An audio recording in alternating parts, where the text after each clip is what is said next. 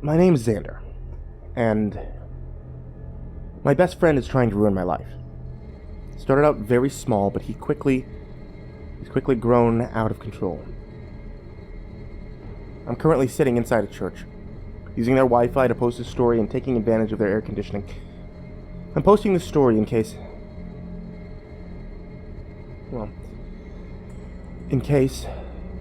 he finds me and kills me soon. It's only a matter of time now, and I want someone to know what happened before I die. 2 years ago, my friend David and I were sitting on the couch at my house, thoroughly bored. It wasn't a temporary boredom either, it was a resounding boredom with life. We both worked full-time at the local movie theater, making minimum wage and cleaning up after idiots who couldn't keep popcorn and soda in their mouths. We had graduated high school 2 years prior and had no plans to attend college. Life looked bleak for us. College didn't sound appealing, work was annoying, and the little free time we had was blown on video games and YouTube. We both still lived with our parents too, which made dating somewhat embarrassing. Looking back, I'm sure we were suffering from mild depression on top of everything else. These life circumstances blended together to create the perfect storm of what I now have to call my reality. As we sat on the couch at my parents' house, channel surfing the TV, David asked if I was bored with life. I responded in a positive, and he sighed. High school was so easy, because we knew our purpose and our goals were set for us. Outline the English essay, finish the math homework, get decent grades, pass the driving exam, be home by curfew, find a girlfriend. Now that we're out of high school, there's no structure. Our lives have become meaningless, and we're just floating through space with no aim or purpose. Would you go back to high school then? I asked. He shook his head. In that moment, high school was annoying. It's only after looking back that I see how much better it was than I realized. What's the solution then? I asked. Either go somewhere that has structure and can deliver what high school gave us, or create our own structure, David replied. Well, I don't want to go to college, or the military, I said, and I can't think of anything else that provides the same structure. I guess I have to make my own. I have no idea where to start. Well, that's the thing about high school, was that it required a minimum effort. If you didn't give that minimum effort, you won't face the consequences. The consequences were bad enough that you and I would put effort into school. When high school ended, the minimum effort level decreased. Now our minimum effort is not enough to improve ourselves. Whatever structure we built has to have those consequences built in, and a minimum effort that forces us to improve constantly. David was, and is, a very intelligent person. He thinks about everything. You can't already tell, I was pretty dumb compared to him, but I stuck around because he always had interesting things to say. This conversation definitely counted as interesting. I won't bore you with the entire conversation that we had, but it lasted an hour where we discussed how to build structure in our lives. I want to emphasize here that boredom is dangerous. It's not dangerous by itself, but it can quickly lead to dangerous things. Boredom can lead to pain, accidental children, technology that disrupts a monopoly, even death. Our boredom led to a dare. I dare you to try to ruin my life, David said.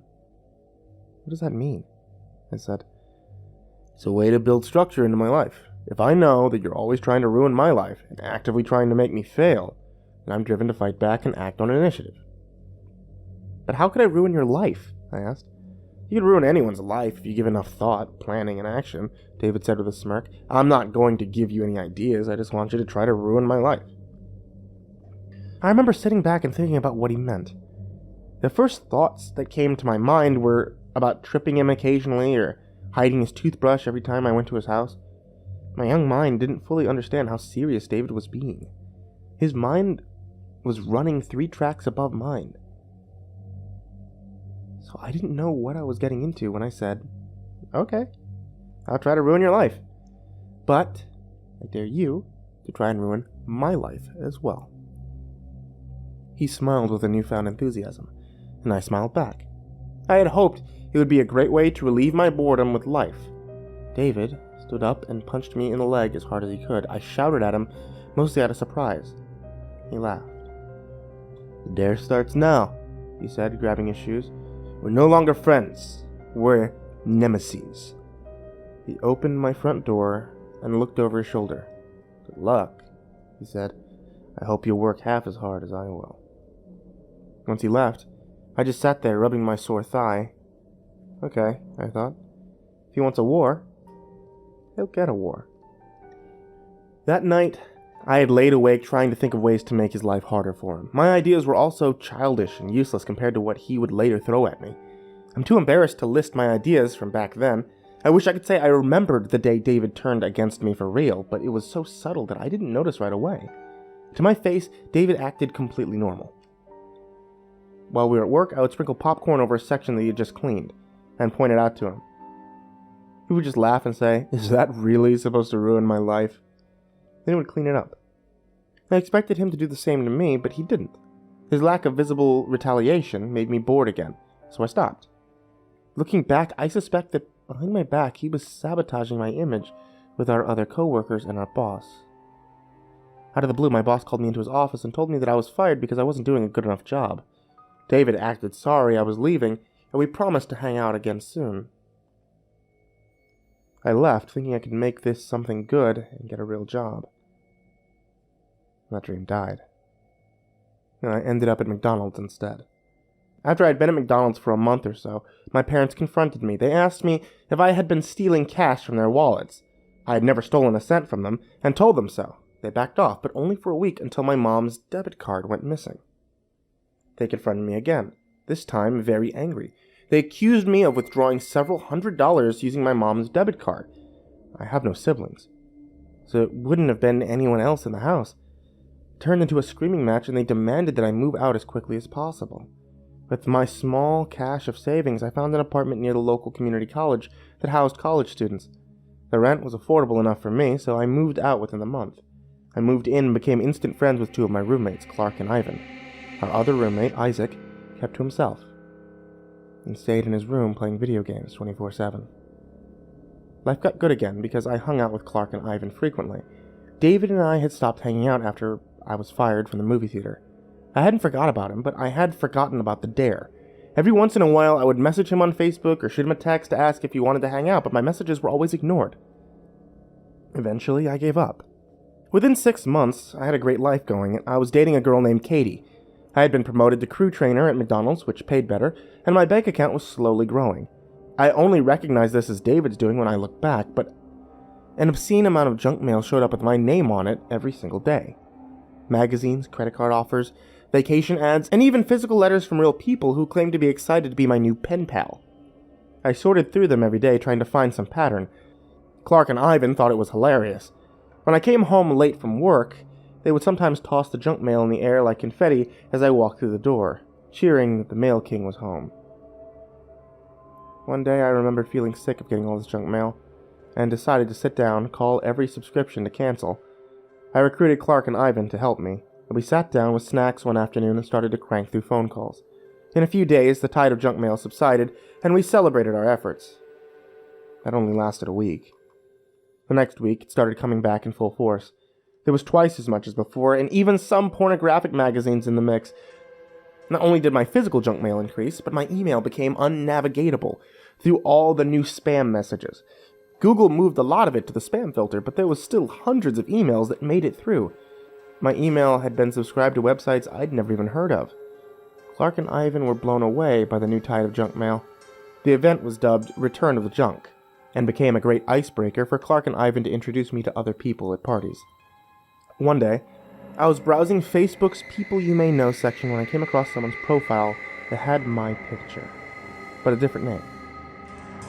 The account was open for anyone to view and had lots of porn posts, status updates full of swearing and praises to Hitler. I frowned when I clicked on their pictures. Most of the pictures were the same ones from my Facebook account, but there were some pictures of me that weren't on my account or anywhere else online. Keep in mind, I didn't remember my dare to David, so I was feeling pretty creeped out. I hit the report button and let Facebook know the account was a fake and went on my way. I think 3 months or so later is when more stuff started to happen. Katie and I were getting very serious and discussing moving in together. The junk mail still rolled in and I was starting to just throw it away. Ivan had moved out to go to an actual university, so a new roommate, Jackson, had moved in. Clark and I attempted to befriend Jackson, but he's similar to Isaac and locked himself in his room most of the time. A new game became available for pre-order, so I submitted my email to reserve a copy. When I tried to log into my email to make sure the reserved copy was there, I couldn't log in. I hit forgot password and it asked if I wanted to use my phone number to reset the password. I pressed yes and waited for my phone to light up. It never did. I pressed the button 3 more times, but no text ever came. I tried old passwords I used to use, but none of them worked. I frowned, but eventually just walked away from my computer. I'd try again a different day. I sat down on the couch and pulled up Facebook on my phone. A pop-up appeared. "You've been signed out," it said. Then it jumped to the login screen. I thought I hit the logout button on accident, so I just typed my email and password. It didn't work. I tried again, but it still told me the password was incorrect. My phone buzzed in my hand. Katie was calling me. I answered it and immediately became concerned. She was sobbing. "Katie?" I asked. "You coward," she spat. You don't get to just Facebook me that shit. No, you have to talk to me and tell me with your voice." "Katie, what are you talking about?" I asked. "Don't play stupid, asshole. Say it." "Say what?" "You Facebook me and say that we're through, but when I call, you deny everything? What the hell are you trying to pull, Xander?" Katie hissed. "Katie, my Facebook got hacked. I was literally just trying to log in when you called. Are you at home? I'm coming over. We're not done. We're far from done, sweetheart." It took me some time to convince Katie that it hadn't been me, but she relented when I showed her that I couldn't log in. I googled how to get my Facebook account back and contacted their help center. Thankfully, they were able to get me back into my account. Lots of links to porn sites had been posted all over my page by whoever jacked my account, so I spent time deleting all of those. I also spent time answering family members who asked me about the strange content that had been posted. Awkward. Katie also found out through my feeds that my Twitter and Instagram had also been hacked. The accounts were posting hundreds of crude messages and pictures, and those 2 sites took a little more effort, but eventually I regained control over those too. Fixing my email took a couple of days, and I got access again. Not wanting to repeat the experience, I made my passwords into really long strings of numbers, letters, and symbols. Each account had different passwords. For anyone who had done this, you know how impossible it would be to memorize your passwords. I wrote them down on a sheet of paper and put it in my dresser drawer. I didn't intend to get hacked again. I'm telling you where I put the paper, so you'll know how freaked out I was when Facebook signed me out again the next week. I checked my other accounts, locked out again. I shot Katie a text to warn her, then called Facebook Help Center again. They gave me access to Facebook and gave me the same warning about making a long password. When I told them the type of precautions that I had taken last time, they suggested checking my computer for viruses in case there was a keylogger connecting all the information I typed. I called the computer repair center to ask what I needed to do to get my computer scanned. They asked me to bring it down and they'd check it out. I had a desktop, so bringing it down required a lot of unplugging. When I got down behind the computer to unplug everything, I found a tiny USB stick that I'd never seen before. I frowned and tried to locate its content on the computer. The computer said no USB was attached. The computer repair guy confirmed the USB drive was a keylogger. He asked if my computer had ever been anywhere that anyone could walk up and use it. I told him no, and he said he had no idea how it could have gotten there. He didn't charge me anything, just warned me to keep an eye on my computer. I changed all my passwords again, going through the motions to get my accounts back. A few days later, I received 3 credit card bills in the mail. I still have the habit of skimming through the junk mail in case there ever was anything super important. I'm glad I did because I might never have found out about the credit cards that were registered in my name. I called the credit card companies to inform them that they were mistaken. I had never signed up for a credit card. My parents had warned me about them, so often I'd been deterred from ever getting one. Before you comment and tell me I need them to build my credit, yes, I know that now. A quick Google search told me what to do next. I called Equifax, which is a company that calculates your credit score and tells creditors that it's okay for you to open an account. I placed a 90-day fraud alert on my account. They said they would call me if anyone tried to open a credit account in my name. The dude at Equifax was kind enough to tell me what I needed to do next. He asked me to go online and view my credit report. If I saw my accounts I didn't recognize, I would write them down and fill out a complaint to the Federal Trade Commission, the FTC, explaining the situation. Once I had that submitted, I was to file a copy of it with the police and create a police report. Then, I had to take those 2 reports and call each of the credit companies that had issued credit to my identity and start the dispute process. I instantly felt very discouraged at the amount of effort that it would require. I felt utterly insane to be required to follow all these steps just because I was the victim of identity theft. God damn. Clark was horrified at what had happened. I looked at his credit score. He was relieved when it came back clean. I made Katie check hers just in case, too. Also clean. Actually, I'll take a moment to tell everyone listening that you are entitled, by law, to 1 free credit report per year from each of the 3 credit score companies. That means you can and should check your credit 3 times a year. Clark and I set reminders on our phones to check the score again in 4 months. I asked Katie to do the same. When I first found out about the accounts, I had called my parents to ask if they had opened any accounts in my name. If they had, I'd know who the culprit was. They told me they hadn't opened any accounts, and I warned them about my problems. They promised to check their credit scores. 2 weeks after I had called them, my dad called. They found 15 fraudulent accounts between the 2 of them. What the hell? I told him the steps he needed to take, and he was grateful for my help and warning. Look, I know this is boring to hear, but I want you to realize how insanely painful it is to fix all this shit. I mean, seriously, watch your credit reports and nip identity theft in the bud before it happens to you. I had requested detailed bills from my credit card companies that had issued the fraudulent accounts, and they mailed them to me. The bills were full of online purchases. The accounts had been opened almost a year ago, and in that time, the thief had spent $62,000 between all the fraudulent accounts. I was pretty upset. In a full year, I had only just found any credit card bills in the mail. I must have been tossing them with the mountains of junk mail. Now I know that the masses of junk mail were deliberate and calculated, so the bills would blend in and hopefully get thrown away. The first few transactions were from stores like Target, Walmart, etc. But further down I went, the less I recognized. One word stuck out to me. Bitcoin. I had learned a little bit about it from my Facebook feed, as I had some friends from high school who touted it as new real currency. According to the credit card statement, several $1,000s had been exchanged into Bitcoin. I started really researching Bitcoin and trying to figure out what it was and why an identity thief would want it. To make the explanation short, Bitcoin allowed my thief to make completely anonymous purchases online. It was as if he'd gone to an ATM, drained all the credit cards into cash. I didn't foresee the credit card companies ever getting their money back. David now had a hell of a lot of cash that he could use to ruin my life. I didn't know it was him at the time, obviously, but now I do. Guys, identity theft is a serious crime and very damaging to someone in the economy. And while the theft had been bad, my life was about to get a whole lot worse. That's all I have time to say for now. I have to go and get some serious shit taken care of. I'll be back again as soon as I can. My name is Xander, and my best friend is trying to ruin my life.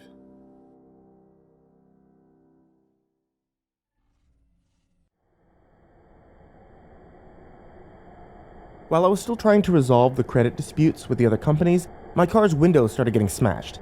The first time, it was parked on the street in front of my apartment. I woke up one morning to find the driver's window smashed and my car raided. My car was just a crappy Honda Civic, and I didn't even keep anything expensive in there, but they snatched my stereo, which was shitty anyway, and all the spare change in the car. I got my window repaired that day and decided to set aside some cash to buy a really nice stereo, now that I had an excuse. The next morning, the same window was smashed again. Again, I had parked it in front of my apartment. I got that repaired reluctantly, and started parking in the underground parking for the apartment complex.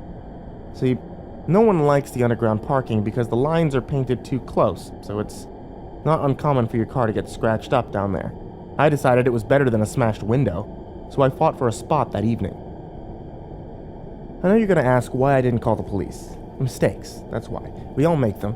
You have the wisdom that comes with knowing the whole story. Well, I didn't. Glass was all over and around my car when I went down the next morning. It wasn't just the driver's window that was damaged. The front windshield, the back windshield were deeply cracked. I spent some time looking at every car in the garage. No one else had so much as a scratch on their windows. What the hell? If some random asshole was out breaking windows, he was targeting me. I'd noticed the note after I'd gotten into the car. It was a sticky note folded up and slipped into the ignition keyhole. I opened it. "You have to increase your minimum required effort," it said. The phrasing was intentional. David wanted me to know it was him. And when I saw the phrase, I remembered our conversation. That fucker. I went into a total rage and drove out of the parking lot, trying my best to drive with a cracked windshield. I still remembered how to get to David's house, and I ran a red light or two to get there. Parking in front of his house, I slammed the door shut, marched over to the front door, and I held the doorbell for much longer than necessary. I tried to breathe and remain calm. David won't help me if I show up shouting and yelling. His mom answered after a few minutes. David's parents had held off on having a child until they were much older. As a result, David's mom was already 75, even though David was only 23. "Hello?" she said, opening the door. Then she saw who it was. "Oh, Xander! How nice for you to come over. I haven't seen you in weeks." "Yeah, it's been..." "What? It's almost been a year." "Miss K, is David home?" "No, dear. He's at work right now." "Oh. Okay. I'll go and I'll catch him at the theater," I said, backpedaling towards my car. No. He doesn't work there anymore." "He got fired?" I asked. "No, he quit. Not long after you did. He became a security guard somewhere. He never mentioned where." "I'll call him then," I said. "He dropped his phone a few weeks ago and got a new one," she said. Let me give you the new number." She walked back inside for a minute, and I waited on the porch. She came back with her old flip phone and opened it. "Do you mind?" she asked. "My arthritis makes it hard to use this phone." I went to her contacts, found David's number, entered it into mine, and handed her the phone back. "Thanks, Mrs. K," I said. Even if David was being an asshole, I always liked his mom. "Any time," she said with a smile, and closed the door. I called David immediately, but only got a voicemail. "Hi, David, it's Xander. I just spoke with your mom, and she didn't know where you were, so she gave me your number. Please call me, man. I think you know why," I said to his voicemail. I figured that being polite was the best way to get him to fix everything. In the middle of work that day, my phone buzzed. Hoping it was David, I stepped outside and answered it. It was Clark. "Have you been home today since you left?" "No, why?" "We've been robbed." "What?" "Someone broke in and stole a ton of stuff. Your computer's missing, our TV is gone, all kinds of shit." "Holy shit," I said. "Did you call the police?" "Yeah, they're on their way." "Don't touch anything, okay?" I suggested, remembering all the episodes of CSI that I'd binged on. "We might be able to get fingerprints. I think I know who it is." "Who?" "An ex-friend. I'll tell you when I get home. I'm leaving soon." I told the manager that my apartment had been broken into, and he let me go. I drove with my still broken windshield, praying I didn't get pulled over for it. When I got to the apartment, the police were already there. I walked to the landing where a cop was interviewing Clark, and another was looking through the apartment. The cop turned to face me. "You one of the roommates?" he asked. "This is Xander," Clark said. "My partner's looking through the apartment now. A tech is going to come out and dust for prints. We're going to need you to make an inventory of everything that's been stolen and bring it to the station once the tech is done." "Oh, well, I have a suspect," I said. Cop raised his eyebrows. "His name is David King. He used to be a really good friend of mine, but recently I've suspected that he's been doing all kinds of shit to me. I think he's stolen my identity and my parents' identity, damaged my vehicle, and now broken into my house." Clark shot me a questioning look. "Why do you think he's doing all this?" the officer asked. "I found this in my car's ignition this morning, with the window smashed," I said, handing him the folded sticky note out of my pocket. "Why do you think he wrote this?" We had a conversation about a year ago when we were talking about this minimum requirements for success and how school made our lives easier because it had consequences if we didn't make a minimum effort," I explained. It looked like the idea went right over the cop's head. "Well, we'll test this for prints too," he said, pulling an evidence bag from his belt and putting the note inside. "Come down to the station with your inventory and be ready to make a formal statement about your friend." I agreed to do so. At that moment, the partner came outside with nothing to report. The tech arrived and started dusting. We waited patiently, eager to see what was missing. "You should really lock your bedroom doors," the partner said. 2 of your roommates' doors are locked, so I doubt anything was stolen from them. You should make sure they check their rooms for anything that's missing when they get home." We agreed to ask them. The tech finished up and told us that we'd know in a few days what prints he was able to find. The house seemed bare. Only the largest couch out of the 3 was left in the living room. The TV, which had been a 65-inch plasma, was gone.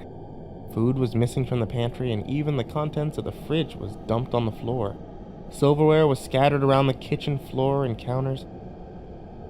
"Where the hell is Isaac and Jackson?" Clark yelled angrily. "They're always home." "Call them." "I don't have their numbers," Clark replied. "Well, neither do I said, walking to my bedroom. It was stripped bare of anything worthwhile. My computer, mouse, keyboard, computer chair, boxes of random knickknacks, and bicycle were all missing. My dresser drawers were laying everywhere, my closet was clearly raided, and my bed covers had been tossed around the room. I heard bouts of loud cursing from Clark as he inspected his room. "He took my goddamn Xbox, that son of a bitch!" Feeling shocked, defeated, and numb, I sat on the bed. I called Katie to tell her what had happened. No answer. I shot her a text. My house got robbed. And stared at the wall for a while thinking. David King had been in my house. He'd stolen my identity, my public image, and now my things. It was time to step up my game. No, not my game. My life. Time to stop floating through life and start beating the minimum required effort. During the rest of that day, we learned a lot about plumbing. David had loosened every pipe that he could find in the house. Mark made the discovery when our toilet unleashed a tsunami when he flushed. We spent hours cleaning that up. To fix all the pipes, we had to go out and buy tools because neither of us had any at the house. When my card was declined, Clark stepped in and paid. My declined card worried me. Clark and I went to the library, and I tried to log in my other banking site, locked out. I didn't even bother retrying my password. We raced to the bank before they closed, and I breathlessly approached the teller. "I need to freeze my account," I breathed. "What's your account number?" the teller, apparently named Chantel, asked. I told her my account number from memory. She opened it up on her computer. "Driver's license, please." I handed her my card. She typed in my driver's license into her computer and verified my identity. They handed it back to me. "Looks like your account is at 0, she said.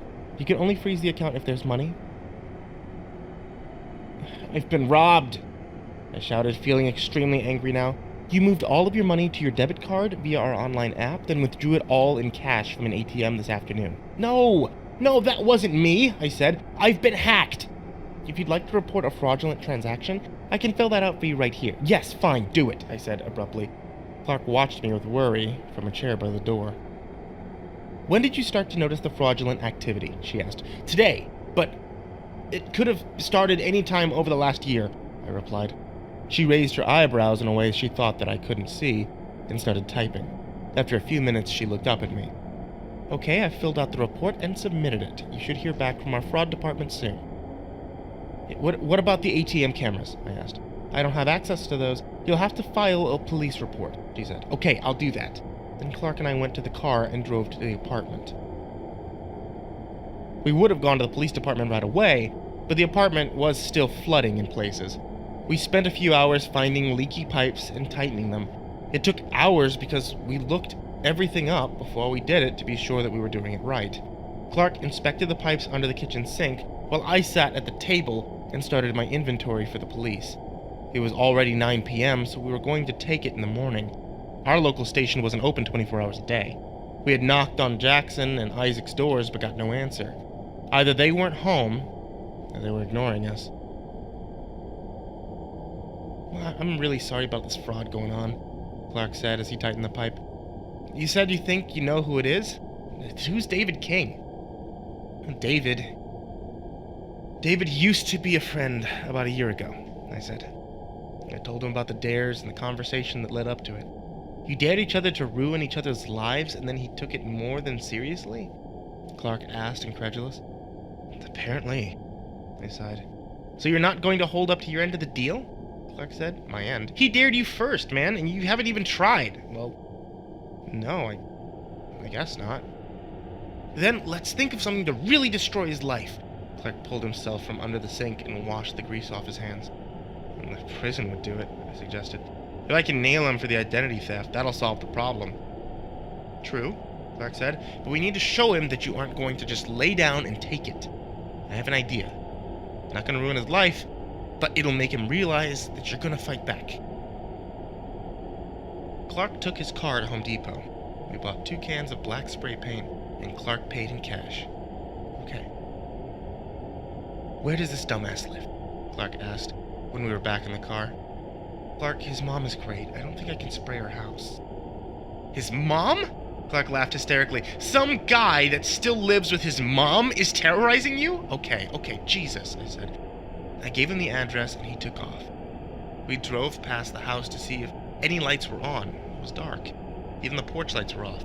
We parked 3 blocks away from the house and started walking. What's the plan? Spray thief on front of the house, Clark whispered with a smile. That ought to get the neighbors talking. When we were next to the neighbor's house, we ducked behind a fence and surveyed the neighborhood. All was quiet. No movement, no noise, no people. We stayed low and silently dashed to the front of the house. I sprayed the F. Clark sprayed the T. We worked towards each other. It barely took 3 seconds. We stepped back for half a second and examined the handiwork. The letters were 3 feet tall, easily visible from the road. We turned and started to run towards the car. Then the door to the house opened. I glanced over my shoulder. David fucking King. Oh, shit, I hissed. Clark heard me as we sprinted full on towards the car. David tore down the sidewalk after us. Clark looked behind us as well. Oh God, oh God, oh God, Clark chanted with each step. He actually looked worried. As we approached the car, Clark had a realization. Just keep going, he tried to whisper, even though he was out of breath. I locked the door. It'll take too long to unlock. And he'll know my license plate. Clark didn't have automatic locks. He had to use the key manually. I agreed with his logic, and we ran past the car as if it were just another vehicle. I looked back, and David was gaining on us. It was too dark to see his expression. Hell, I didn't even know if he recognized me. Split up, I cried, turning right into someone's front yard. Clark kept going straight. When I reached the white plastic fence that led along the back of their property, I glanced backwards. David had followed me and ignored Clark. I scrambled up the slippery fence and dropped to the other side. I had landed in someone else's backyard. I started running toward their front yard. A motion detecting light on the wall went off behind me, blinding me. I looked behind me again to watch David scale the fence in half a second. When the hell had he learned to do that? I rounded the corner of the house and smashed into a patio table and chairs. The chairs clattered down and the table tipped over while my body folded around it. My heart was pounding as I untangled myself. That's when David grabbed the back of my neck, pushing me down, my face against the edge of the table.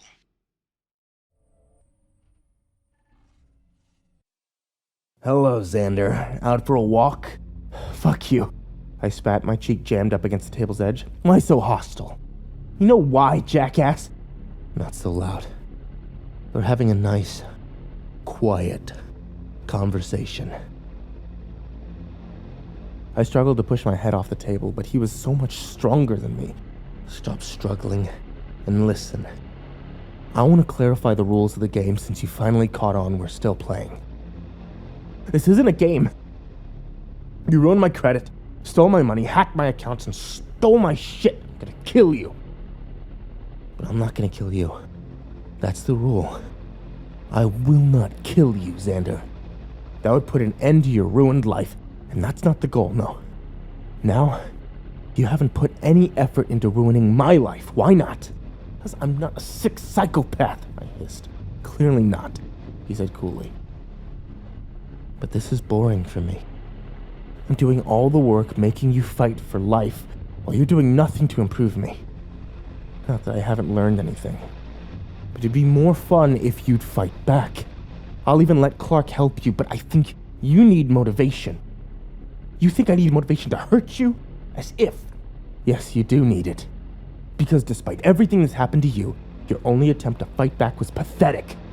I need you to up your game and fight harder. So that's where some motivation kicks in. He reached his left hand into his pocket and pulled out a smartphone. He tapped on it a few times before holding it up to his ear. It's me, he said when the other line picked up. Put her on.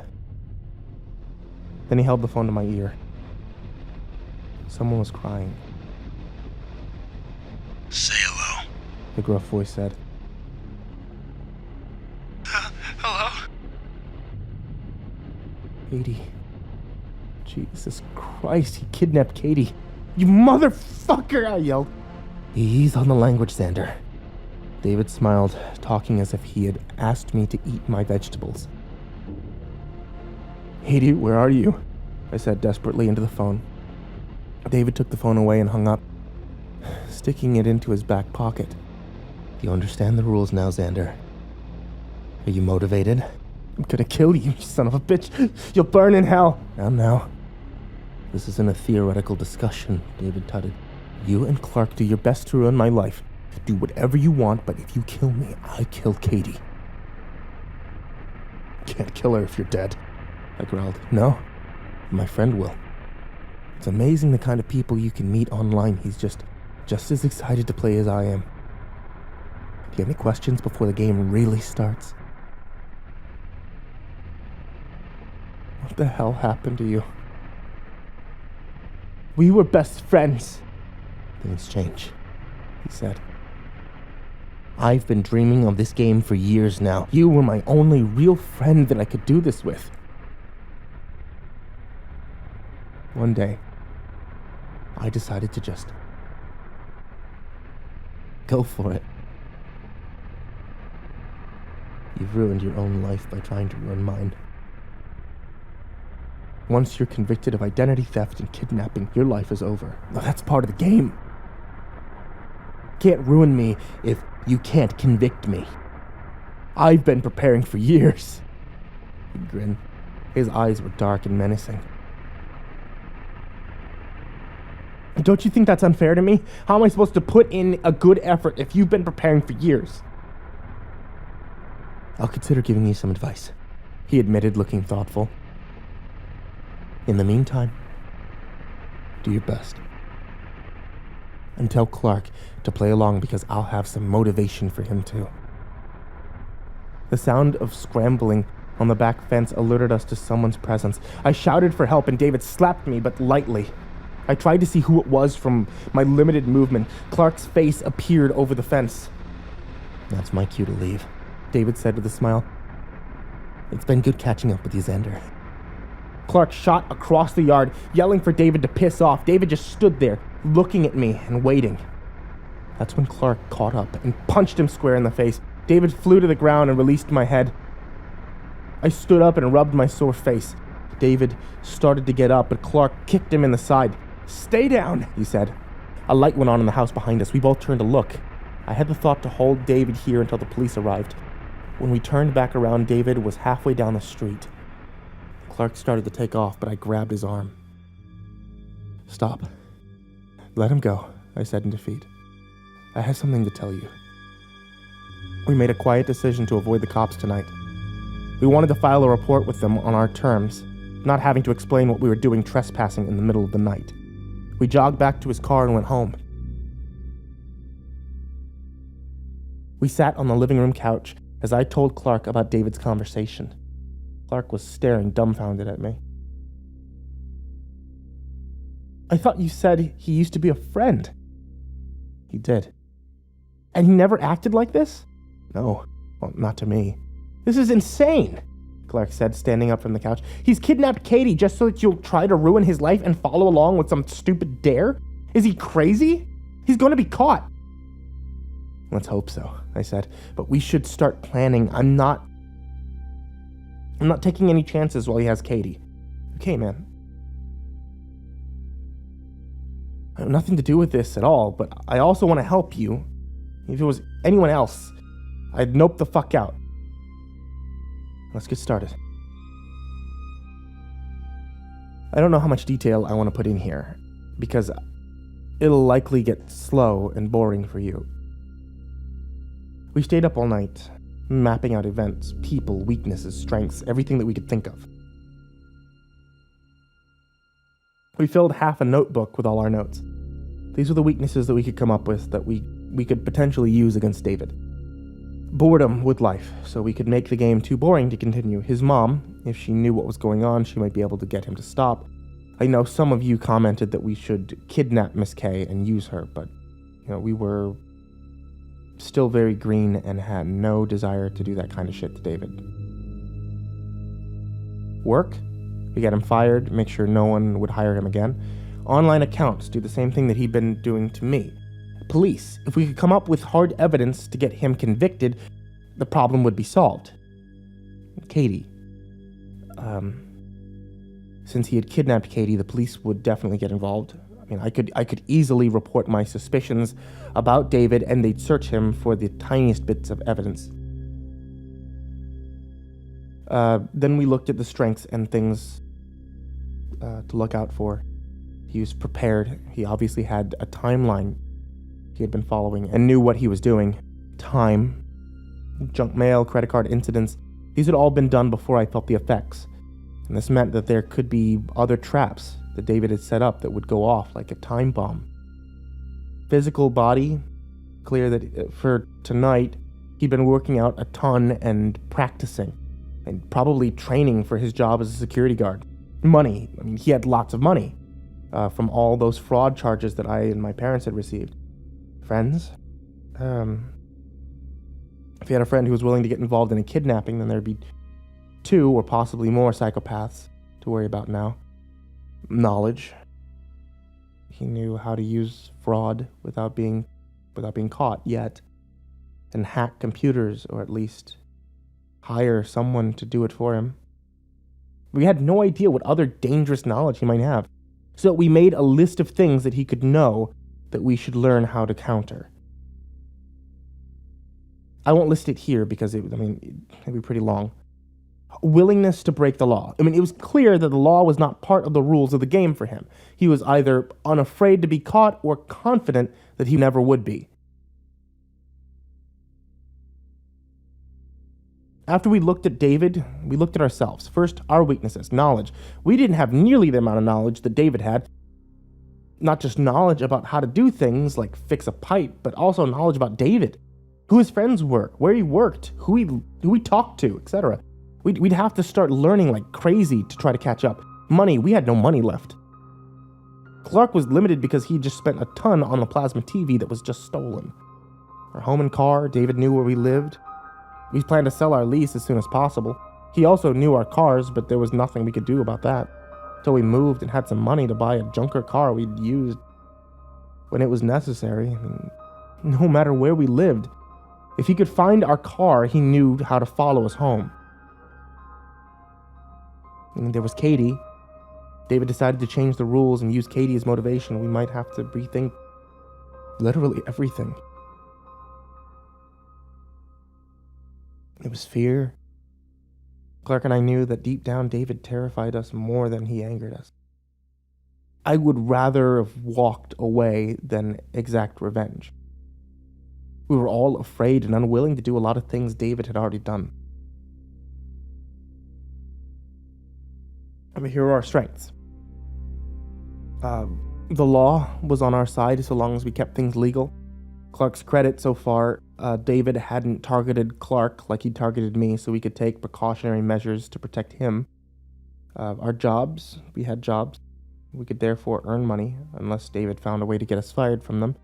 We needed to come up with a way to protect our jobs from David, that's true. The FTC, the police force, the government, these government bodies with all their vast resources were working for us on my identity theft. We thought it was likely that they'd be able to link David to my identity theft. Looking at all the strengths and weaknesses side by side of both parties, it looked like an even match up on paper. But just thinking about trying to fight David made us feel like we were up against an impossible enemy.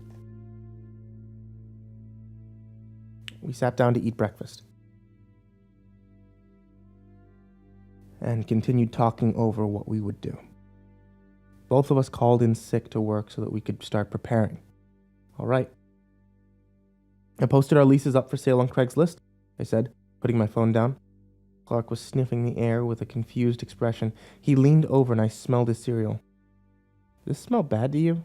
He asked. I sniffed. Smells like cereal to me. It smells bad to me. He dumped the cereal in the sink. Clark pulled out his phone and called Equifax, letting them know that he wanted to freeze his credit for 90 days. When those 90 days were up, he would call again and again until this matter was resolved to protect his credit. His credit card with a $3,000 limit was still accessible to us, but no new credit card could be applied for. He then went on every account that he had online and changed every password to be random gibberish. He signed up for an online password manager and put his passwords in there. The password manager worked by only storing an encrypted file on the server. He would download his encrypted file from the password manager website, read or write to the file, re-encrypt it, and then send it back to the server. The server only held the encrypted file, no passwords. Even if this company got hacked, the hackers would only have a bunch of useless encrypted files. They could crack the files with time, sure, but it was the best that we could do. The only account that he didn't put into the password manager was his bank account information. He wrote down half of the username on one small scrap of paper, and the other half on the other. He did the same with the password. He intended to hide them in safe places around town. If David got a hold of Clark's bank information, we were dead in the water. While he did that, I finished both of our inventories to hand over to the police as soon as they opened for the day. Once the station opened, we were going to head over, hand in our inventories, file a police report for the burglary, and recommend David as a possible suspect. I also planned to point them to my identity theft police report and state that I suspected David to be guilty of that as well. Once we had the police report, we would go to our landlord and request for the locks to be changed, using the police report as evidence of the break-in. The tech had told us that the door had been opened regularly and not forced. That meant David had somehow made a copy of our key. As it got closer to 9 a.m., we got into Clark's car and drove around town. He got out at 4 locations and hid his scraps of paper somewhere. He knew it had to be somewhere people didn't touch for months at a time, and wouldn't be damaged or moved by sprinklers, storms, etc. I didn't know where he hid them, but he assured me they were safe. After they were hidden, we drove to the police station to file our report. We waited patiently for an officer to see us. Once we were called over, we took a seat and told him about the break-in, and that a police report had been started, and we were now turning in an inventory of our stolen things. "We have a suspect for the burglary," I said at last. "Okay. Who?" "His name is David King. He used to be a friend of mine, but not anymore." "What happened?" he asked, writing the name down. "Recently, I had my identity stolen," I said. "I suspect that he's behind that. So, if he stole my identity, it's likely that he broke in, too. He hates me." "Okay. But what exactly happened that made you not friends anymore?" I hesitated. I didn't know how to explain the situation. If anyone could think of a better way to explain the situation to a cop, let me know. I only said, we had a major fight, and he threatened to ruin my life. "When was the fight?" "About a year ago." "And you think he's just now stealing your identity and breaking into your house?" the cop said dubiously.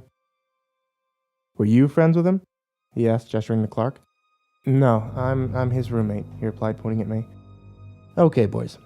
The officer sighed, scooting forward. "Thank you for the tip and your inventories. We'll investigate this just like any other crime. Give it our best effort. Can I get copies of your driver's licenses and phone numbers so that I can contact you if I have any questions?" We handed him our licenses and wrote down our phone numbers in the file. "I'll be right back," he said, taking the licenses to make copies. We looked at each other for a minute, taking a deep breath. "He doesn't believe us," I said, in resignation. "We'll find evidence," he encouraged me. 5 minutes passed. Then 10. Then the officer came back, 2 others at his side. "Clark Ulysses," he asked. "Yes?" Clark said, confused. "You're under arrest for vandalism and trespassing on private property." The officers flanked him and pulled him to his feet. I stared at the cops in bewilderment. Clark's eyes were wide. "When I went to copy your license," the cop said, holding it up, "I checked it against our records. Last night, someone called in a report that you'd been in their home and sprayed thief on their house, then attacked him when he came out to stop you." My mouth dropped open. Son of a bitch. David King, the one you recommended as a suspect, was the one who called in. Seems to me like you're trying to discredit him before he reported you. Guess he beat you to it. "Read him his rights," he said to the other officers. "Wait," I said, standing up. "Hold on, I was there too. It wasn't just him." Clark shook his head at me ever so slightly. "No. I wasn't going to let him take the fall for that. Mr. King explicitly stated that there was only one vandal and that he watched Mr. Ulysses sneak up to the house and spray it himself. I know that you're trying to protect your friend, but don't throw your life away, kid." One of the other officers started reading Clark his Miranda rights while they cuffed him and walked him towards the door leading to the inmate processing. "Call my mom for bail. I'll be out soon," Clark shouted behind him. "Don't let him win."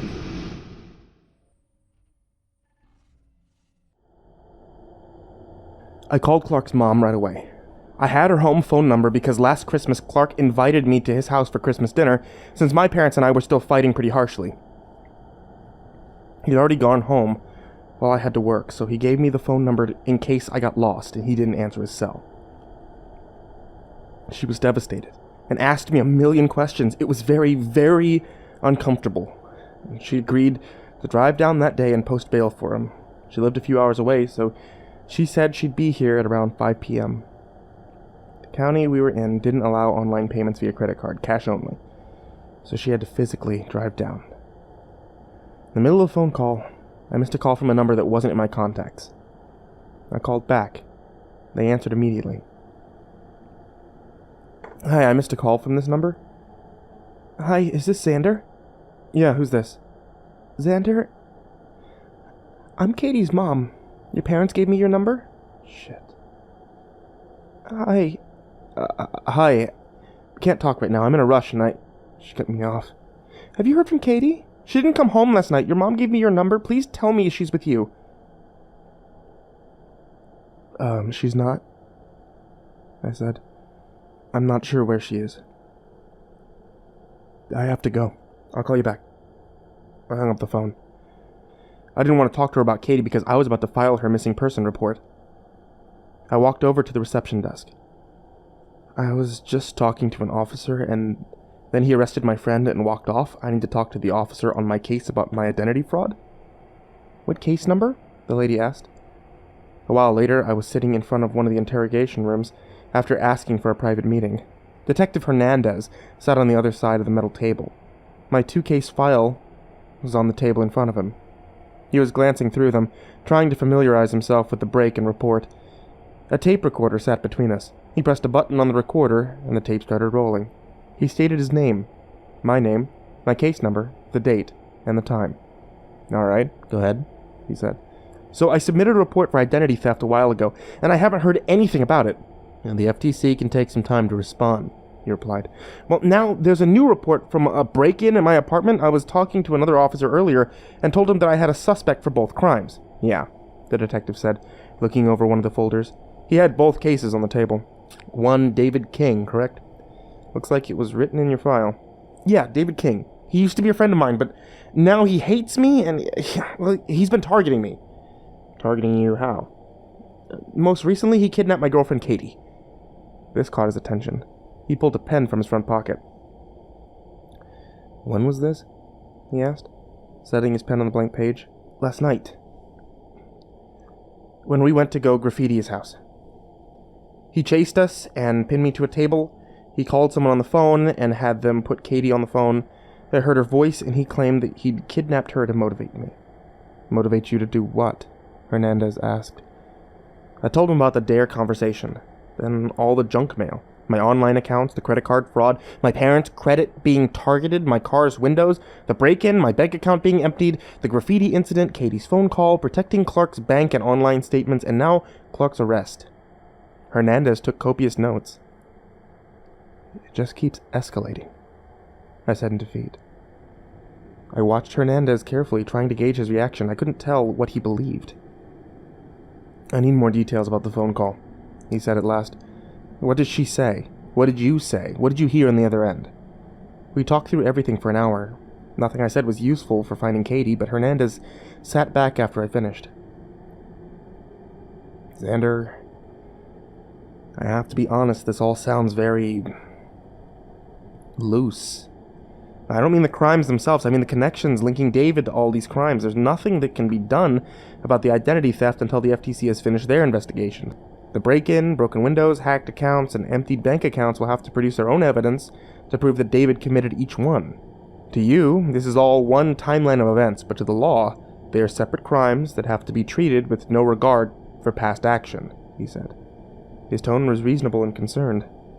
I believe you, but I can't make an arrest without witnesses or hard evidence. Your story is circumstantial at best, but I do believe you when you say that they're connected. At least finally, someone believes me. What did the text say about the break-in? I asked. They said they found a few fingerprints. All the fingerprints found belong to each of you and a few other people who used to live there.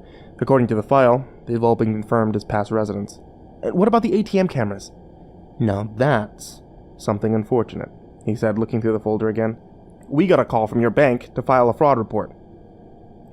It was smart of you to go through the bank to report the fraud. My boss made it a priority, and since it was your same name, it was added to your file on identity theft.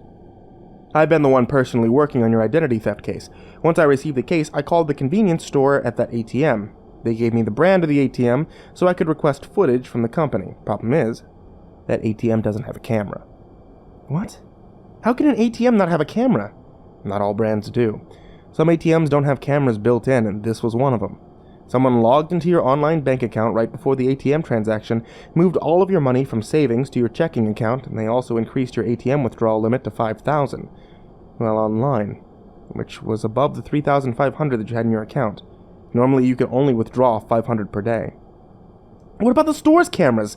I practically shouted. I asked for them to bring me the footage down. They said they'll be in today, he said. But where's the store? I want to see this for myself. No, he said firmly. I may have inclination to lean towards your theory, but I will collect the evidence myself and a court will decide. You steer clear. Then drive down yourself right now, goddammit! I yelled. He stood slightly, his hand reaching for his belt automatically. Calm down, he said, looking me in the eyes. I have no money, I shouted. My car windows are smashed and I can't repair them. My rent will be due and I'll have no way to pay. I can't get to work in a car. I can't drive. I need my money back. Hernandez sighed, sitting back down. I breathed heavily. If David is the one who used your information to commit your credit card fraud, why would he steal a measly $3,500 from you? He asked. Because he's dead set on ruining my life, I muttered. That's the dare. He's taken it too far, further than any sane person would. He's sick. I just want it to stop, I said. I cried a little, and Hernandez let me sit in silence for a minute, with tears rolling down my cheeks. What about Katie? I asked after a while. The kidnapping is going to get on top priority. That's the one case that has a witness, you. I won't be working on it, but someone in a different section of the department will be. The other detective will want to interview you today and get started.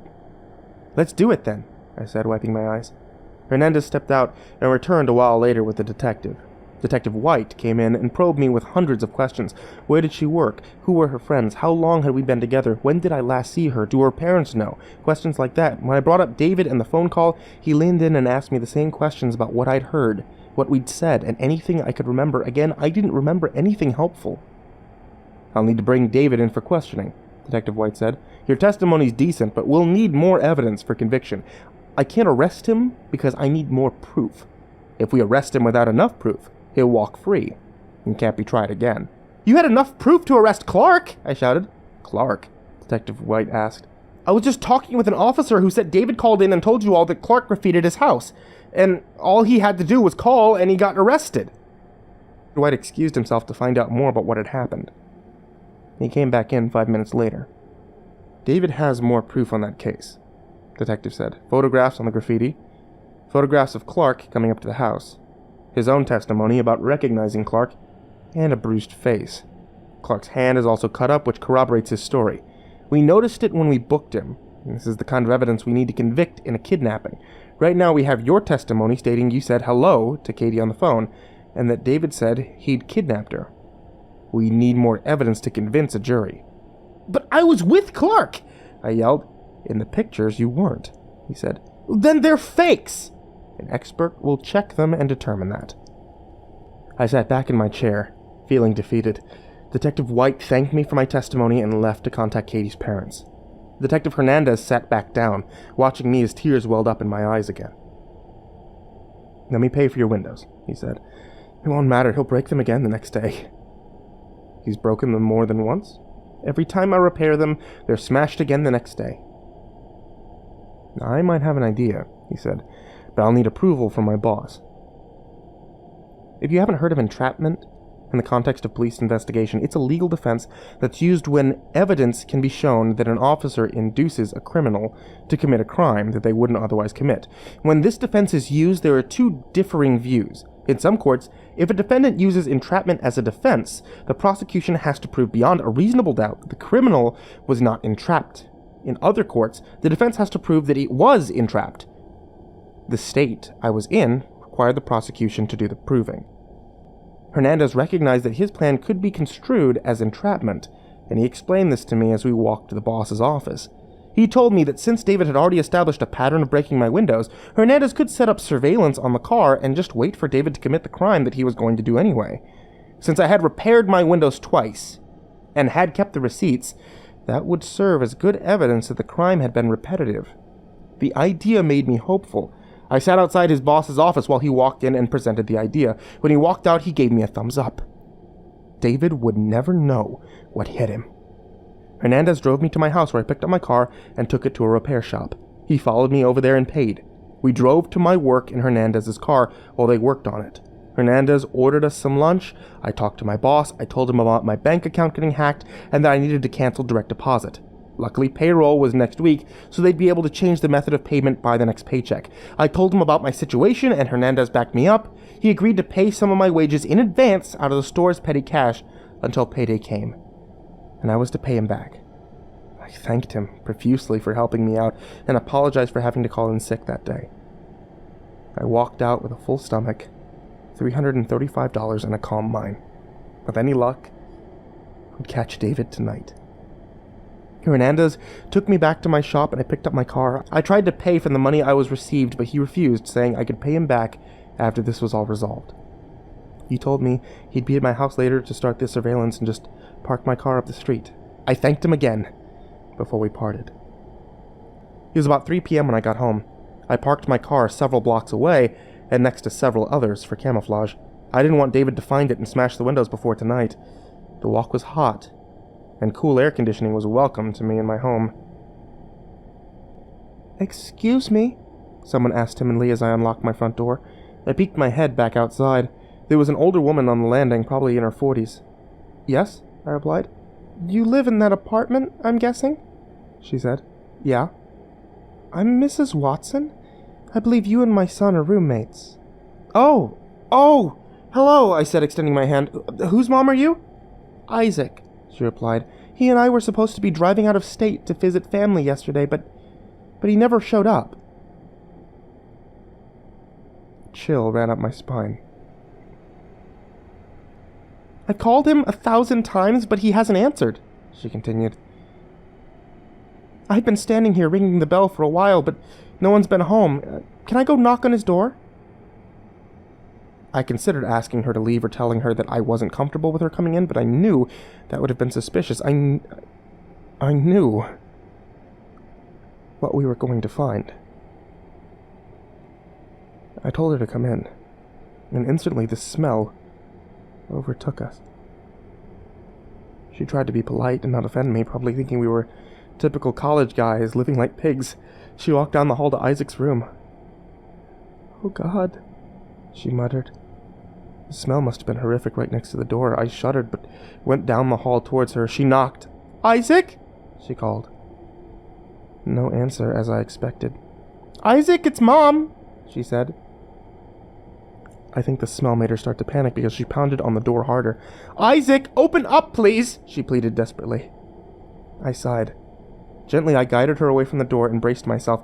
I took a running start and slammed into the door. It bent heavily, but the latch didn't break. I tried again, and on the fourth try, the door ratched open. And I was inside. The smell. God. I don't know how many times I can tell you about it until you understand. This is one of those moments where I'll remember every detail forever. Isaac's room was a mess. There were 3 bookshelves that likely used to have tons of books, but the shelves were torn apart, books scattered across the room. His computer desk had papers scattered across it and cups knocked over. The window was darkened by a blackout curtain used for gaming, and the large gaming computer under the desk hummed, and the monitor showed stars moving around for a screensaver. Isaac was on the bed. His face was pale and patchy with purple lines. His arms and legs were white and also bruised. An extension cord trailed off the bed, the middle being wrapped around his neck several times. Some flies nested on his body, flying to another spot occasionally. Mrs. Watson entered the room and screamed. I just stood there, staring at Isaac's dilapidated body. David had jumped to murder. I called the police and tried to get Mrs. Watson to leave the apartment and preserve the crime scene. She refused and sat sobbing next to Isaac's bed. She was afraid to touch him. The police came immediately and escorted Mrs. Watson and I out of the apartment. The next few hours were a blur of questions and police. Hernandez showed up and looked inside. Techs were carrying in cameras and briefcases full of equipment, and after a while, they started to carry out some of Isaac's belongings in bags. His gaming computer took 2 techs to carry out. I sat on the curb nearby, not allowed to leave by the head officer who was running the scene. Hernandez sat next to me. They broke into your other roommate's door.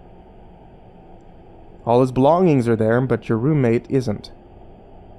Do you know where he is? No, I replied. I never talked to him much. Were you close to Isaac? No. But it's still... I know. Do you think David is behind this too? Probably, I said, feeling numb. We'll still carry out the surveillance, he assured me. Don't worry, they'll analyze Isaac's body, and if they find so much as a fleck of skin that can link David, we'll nail him. No criminal is perfect. Hernandez left me alone, and I thought over the situation. Then a car parked nearby.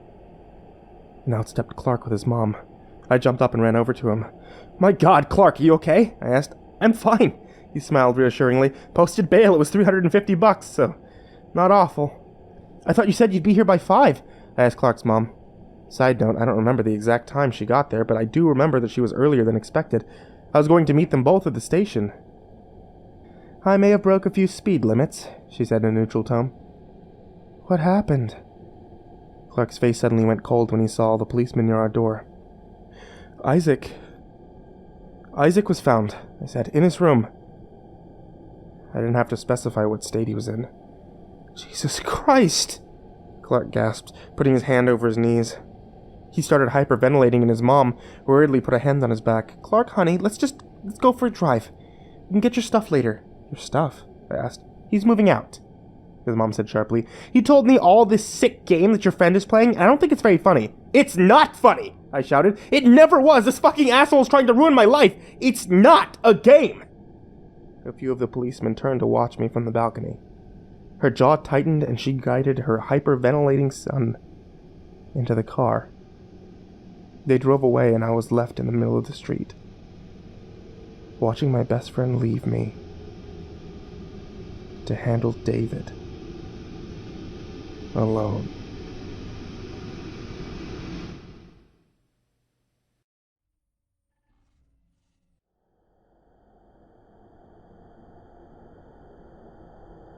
The police took Isaac out in a body bag.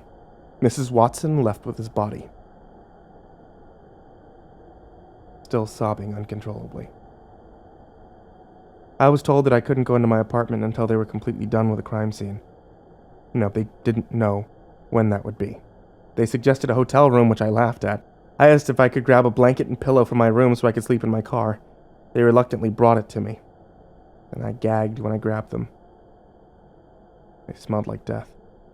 Hernandez offered to get me a motel room or let me stay at his place, or even begged me to call a friend and stay with them. I refused all three. I walked to my car and ignored Hernandez. I was still too mad about everything and devastated that Clark had left. Besides, we couldn't do surveillance on my car while I slept in it. I marched all the way to my car and slammed the door hard. I decided I didn't feel safe parking near my house to sleep, so I went to a Walmart parking lot for the night. It was as if fate had finally begun to root for me. I was walking towards the Walmart entrance from the parking lot to buy some food. When I was only a few cars away, an armored truck pulled up. The ones that carry money over to the bank, you know what I mean. And who do you think steps out of the truck? David fucking King. I strafed to my left and got behind a car, using the back-tinted windows to observe. He was laughing with his partner, who got out the passenger side. I was too far away to hear what they were saying, but I definitely didn't recognize the partner as anyone I knew. It was obviously paranoia, but I wondered if he could be the one who made Katie speak into the phone. The two of them walked into the Walmart, and I took note of the company that owned the truck. And then I had an idea. My first idea on how I could fight back now that I knew where David was right this second. I sprinted back to my car. A little while later, I pulled up to Mrs. K's house. I got out and looked around, making sure that David hadn't somehow beaten me here or followed me. I had to hurry. Who knew how much longer his shift would last? I knocked on the door, and Mrs. K opened up. "Hello, Xander," she said cheerfully. "Hi, Mrs. K. Can I come in?" 5 minutes later, I was rifling through David's room. Had to hurry. Had to find something useful and fast. I told Mrs. K that years ago, I let David borrow a video game and just now remembered and wanted to pick it up. She had happily let me go into his room and find it. I had booted up his ancient laptop, but it was taking forever to load. Why the hell hadn't he bought a new laptop with all the money that he stole? That would have made good evidence. I glanced at every paper I saw, hoping for something, written plans, a checklist, a receipt, anything.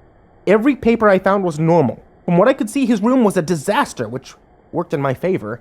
He may have dropped something incriminating and not known about it. I stuffed every flash drive I could find into my pockets as I went. He had 4 of them lying around. They must have incriminating evidence on them. The laptop finally booted and I instantly tried to log in. No luck. Password protected. I should have known, considering how tech-savvy he'd been in hacking my accounts. In fact, all the incriminating data was probably on the laptop. He wouldn't bother printing anything out.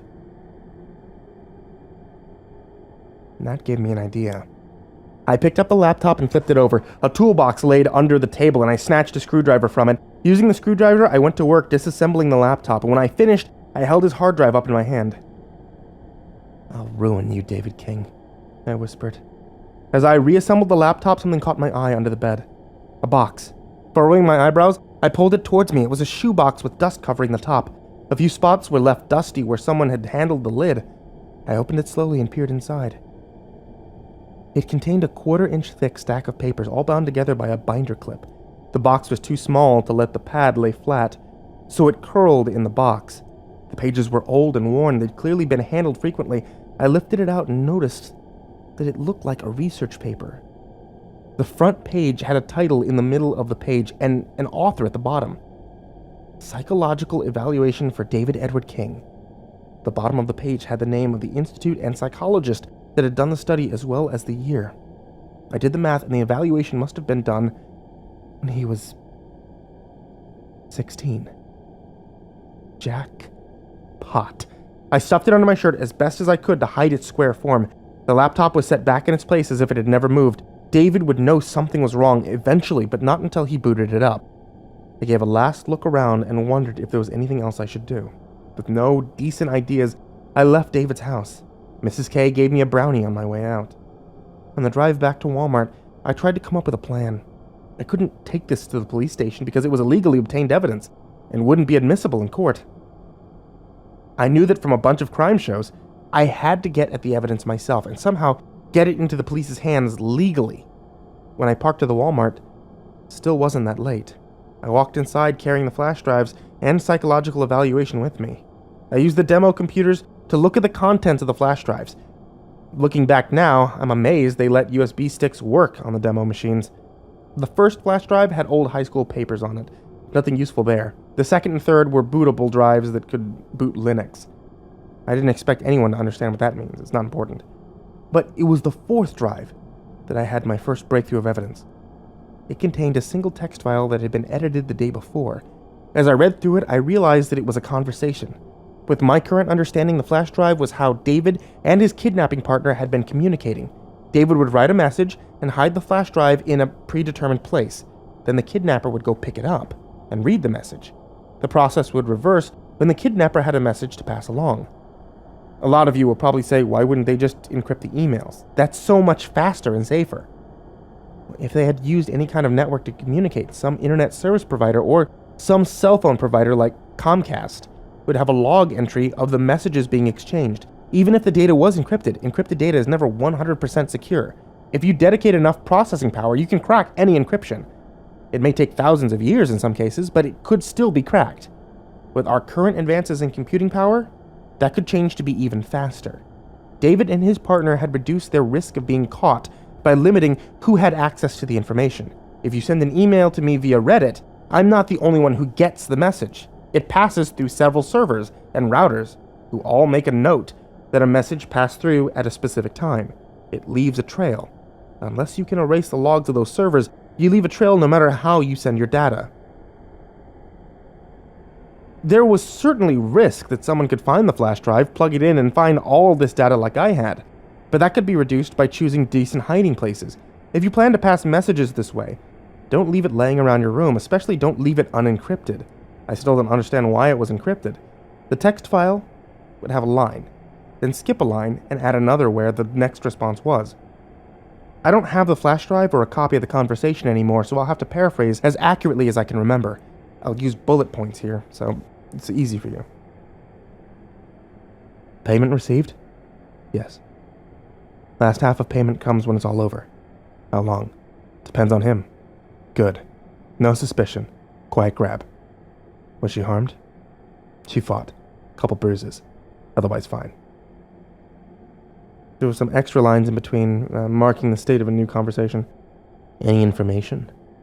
Kidnapping report was filed to the police. Changed locations every 2 days, as previously discussed. Are you well supplied? We have enough in the truck to keep moving and stay operational. Good. With any luck, this will be over once he makes an irreversible mistake. I shuddered as I closed the text file. That was damning evidence. I checked who the owner of the file was. It was blank. That would have been too convenient. I googled the kind of cable I would need to hook up the hard drive to a computer, and bought a SATA to USB. I was thankful that the demo computers were in an aisle out of the view of the employees in the tech center. To people who don't know technology, I'm convinced I look like a hacker. Let me give you another lesson in technology, since I seem to be giving so many of these in the series. When you boot up your computer, it asks for a password if you've set one. Without that password, you can't access the hard drive unless you do some hacked up work around it. In some cases, however, you can unplug the hard drive and plug it into another computer instead. The new computer will treat it as a regular external hard drive, and voila, you have access. Unfortunately, David had encrypted his entire hard drive, so it was useless to me at the moment until I had some spare time to either guess the password or find someone who could crack it. Going to the summer supply section of the store, I took a seat, pulled out the psychological evaluation, and looked at the cover page again. Psychological evaluation for David Edward King. I hope you realize that I've removed the institution author and date for privacy's sake. I spent an hour skimming the contents, using the table of contents to navigate. I constantly had to look up lengthy words on my phone, but I was beginning to understand what went on in David's sick little mind. I won't give you an entire rundown of his whole life, but the report contained transcribed interviews with his parents about incidents, a psychological observation while holding David in confinement, and a general list of events that occurred in David's life that may have traumatized him. These are the ones I remember. David set fire to animals constantly and poked them with various objects. When a snake lunged and bit him once in his backyard, his mother came out to find him whipping the limp body against a tree, guts splaying everywhere. His only explanation was that it tried to hurt me. He was found designing traps for rabbits and other animals that were expertly hidden and designed. He claimed to have never looked at the wilderness guide to make them. His mother found entire notebooks containing designs for traps. The traps were aimed at getting both animals and humans. His father died when he was 12, which affected him greatly. He became quiet and reserved for years. The first day of high school, however, He changed overnight and became charismatic, energetic, and clever. In middle school, one of his teachers had been interviewed after an incident. She had noticed that 3 boys had begun picking on David, but he quietly took whatever they gave him. One day she came to class, and all 3 boys sat ramrod straight and stared straight ahead. They didn't dare look at David. And David was smirking and trying to hide it. Finally, let me try to summarize what the psychologist wrote about David. David seems to have a constant need to harm other living things and cause suffering. Once in my office, I found him stomping his feet on the floor. I asked him what he was doing, and he admitted that he was trying to crush anything microscopic that could be on my floor. I seriously feared that he will not be able to remain in society without serious medication and therapy. I had no idea that David had any of these problems or experiences. He and I had met when we were both 17. He was exactly as the report described, charismatic, energetic, and clever. I felt blind for not seeing any red flags, but I knew that he had hidden them well intentionally. The psychologist made another entry a month later. David seems to have performed a complete 180 in his mood, actions, and demeanor. He has been polite and kind every time that he has come in, and is very capable of being fully functional. The sentence struck me as odd. Months of statements about David's instability, and suddenly this comes out? I googled the professor's name. He died in a car crash the same year as the publication date of this evaluation. Son of a bitch, I reread the very last entry. I recognized the words from what they were. A coerced recommendation to re-enter society. I could feel the psychologist's words screaming through the page. Good God. He's going to kill me. No wonder David was so prepared. No wonder he was always ahead of me. No wonder his expression had spread such an absolute fear through me that night that he chased Clark and I. He was insane. He designed traps. He knew what made people and animals tick. He enjoyed inflicting pain on them and not just that, but watching them suffer. David was absolutely insane but functional. And that's what made him dangerous. I hunkered down in my seat and brought up a Word document on my phone where I could take notes, and then I started Googling. You know what I'm talking about. You're facing a problem, so you start searching for anything online that can help you fix your problem. The internet was a wonderful tool for me at this moment. Without it, I'd be dead months ago. I was kicked out of the Walmart for loitering, but I continued my research in my car. I turned the car on every once in a while to drive around and charge my battery. And that night, I learned a lot about hacking, phones, Android, surveillance, police procedure, legal procedure, and all kinds of subjects that related to my situation. I took dutiful notes and outlined areas for further research and learning. During my research, I found a list of apps that could be used for hacking someone's phone. I checked my installed applications, and as you can guess, what I found buried in my phone was one of those apps. David fucking King had eavesdropped and tracked me through my phone. Instead of deleting the app, however, I kept it. It could be used in the future. I also researched the company David apparently worked for. It was a larger company that served several states, providing both long and short distance transport of valuable goods. This was good information. If his job was to handle valuable goods, then it could be an easy way to get him fired or even charged if some of it disappeared from his truck. His truck was long gone by then, so I had no current opportunity. During all hours of the night, Hernandez would call me. So would Katie's mom. I ignored them both. That was a mistake, I'll later learn. When the sun rose, I didn't feel tired.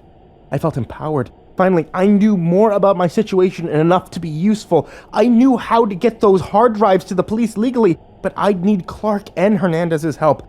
I never got to use that plan, though. Reality caught up to me. David moved too quickly. I was driving to my apartment to see if I could brush my teeth, take a shower at least before my work that day, when my phone buzzed. It was Hernandez. I answered it reluctantly, preparing to get an earful of ignoring him all night. Xander, where are you? Driving to my apartment. You need to come down to the police station. Right away. Why? What's up? It's bad, he said with a cringe.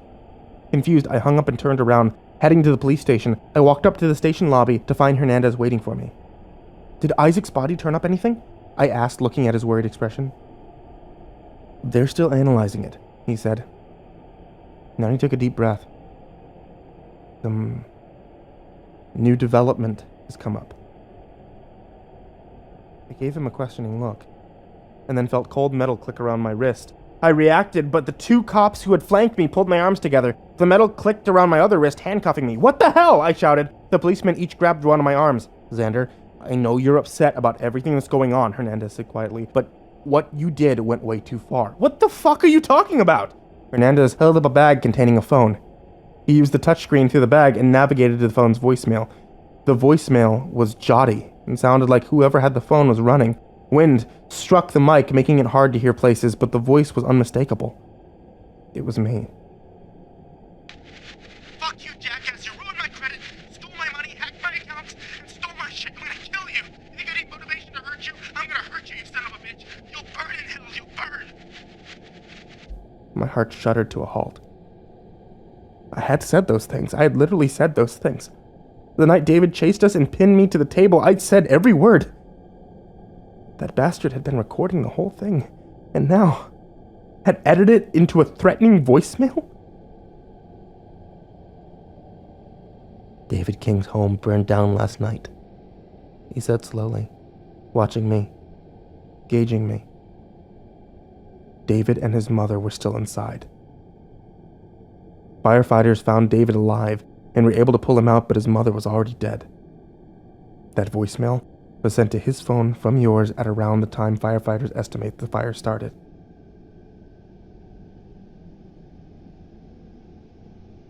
I lost my breath. My eyes watered. The world closed in. I couldn't speak. Couldn't defend myself, couldn't explain. "Xander Jones, you're under arrest."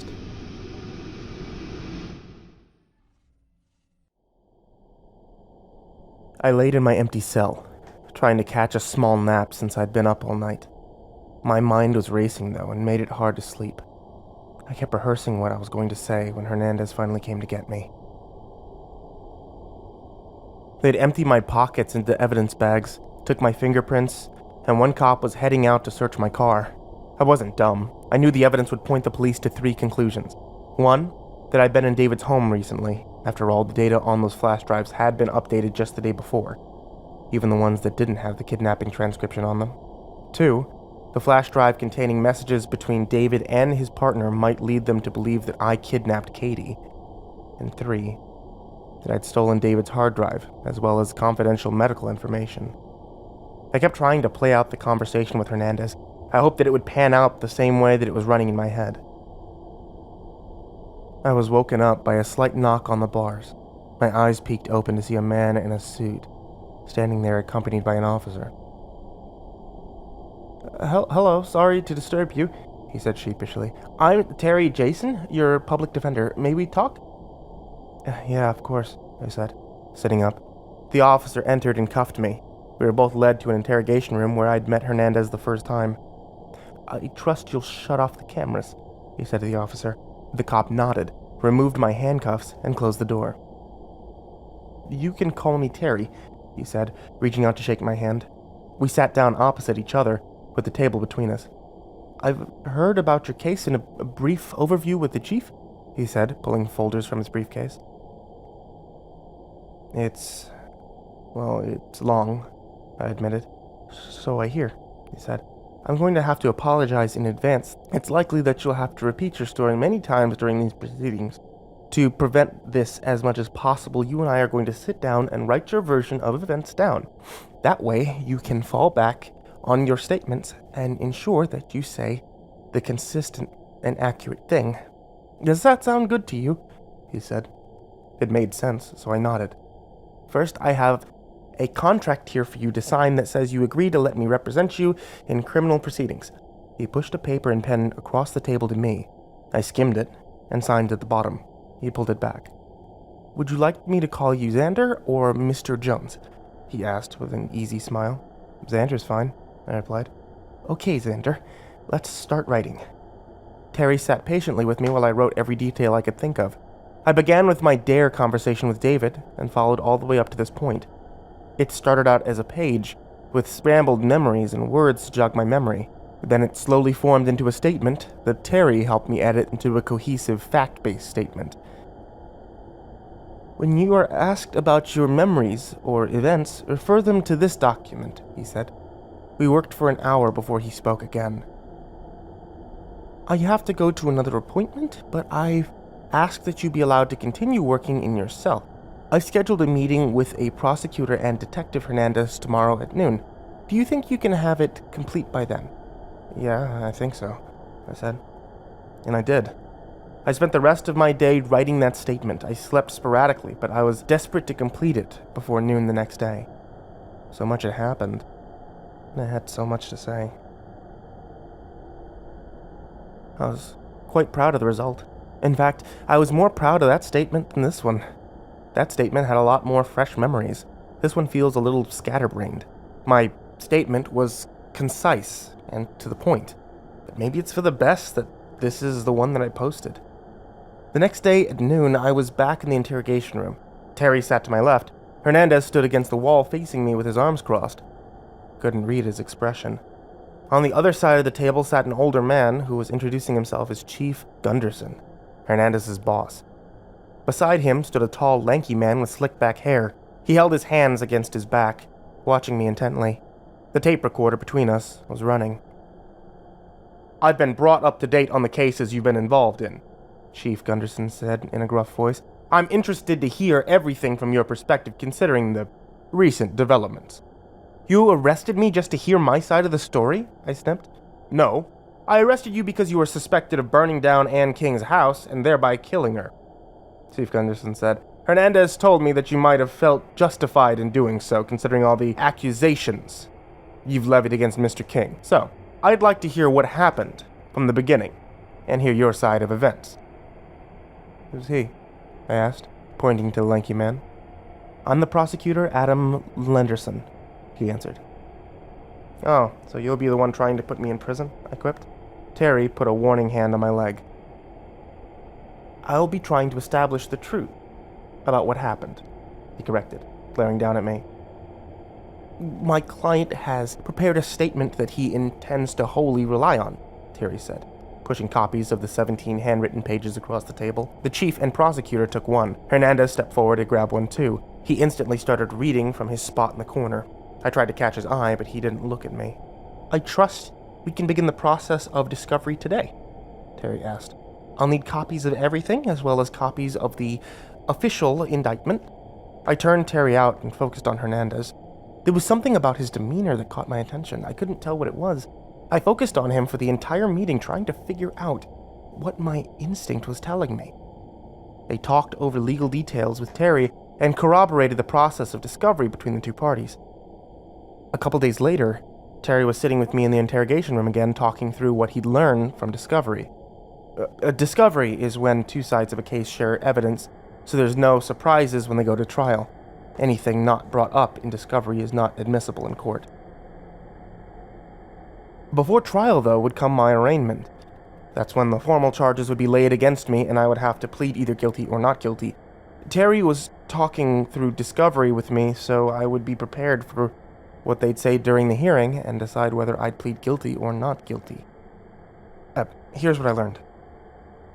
After I'd been arrested, the police had searched my car and found the hard drive, flash drives, and psychiatric evaluation, and something else that was curious. A half-empty gas container.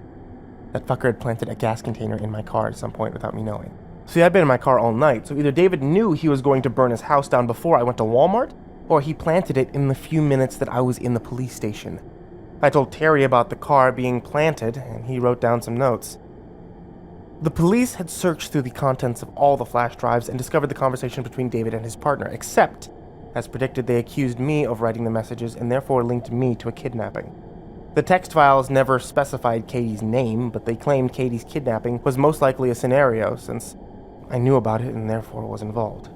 Despite this evidence, however, the prosecution didn't feel like they could convince a jury without more evidence, so Katie's kidnapping wasn't planned to be laid against me as a formal charge, but they were searching for evidence. They had also tried to open the contents of David's hard drive, but found that it was encrypted, just like I did. They'd sent it off to the lab to be analyzed for whatever data could be salvaged. The medical report was classified as inadmissible because it pertained to an individual who did not consent to the dissemination of its contents. As a citizen of the United States, you get some control over who can look at your medical records. Denying its use in a courtroom is a right in certain situations, including this one. David had decided to exercise that right and deny access. As a result, the prosecutor could only charge me with possession of someone else's medical records without permission. That was a serious crime, apparently. Terry had also been informed that the identity theft case was being combined into the charges against me. The credit card companies had done their own investigation and were filing criminal charges against me for fraud. Why would they do that? Because a technical investigation into the origin of the registration of the fraudulent cards found that the reporter himself, Xander Jones, had indeed filled out, completed, and registered forms from his own computing device. In other words, they traced the IP address of who had filled out the registration forms for the card online and found that my computer had been the one to sign up, which meant they were accusing me of signing up, spending all the money, and then reporting fraud. Also, a major crime.